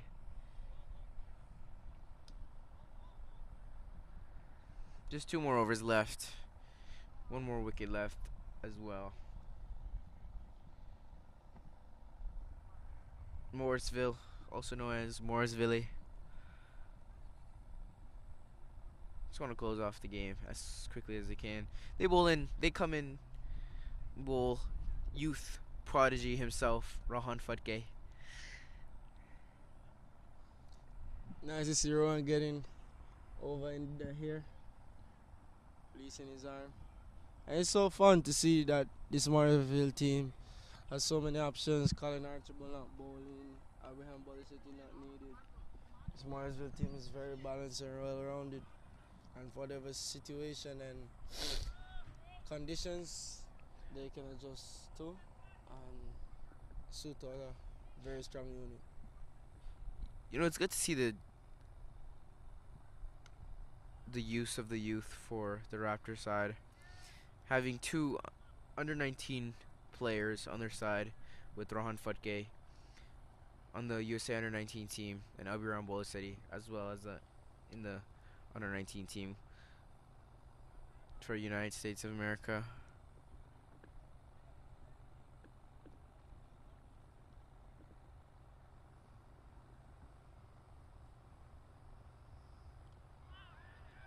And Rowan Fatke does it.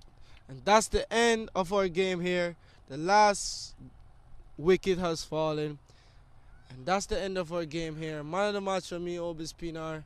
Morrisville Raptors have closed out today's game, winning by a staggering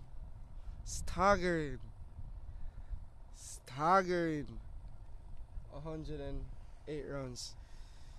Yeah, it was pretty much decided once Obis got to the crease and hit his first 6.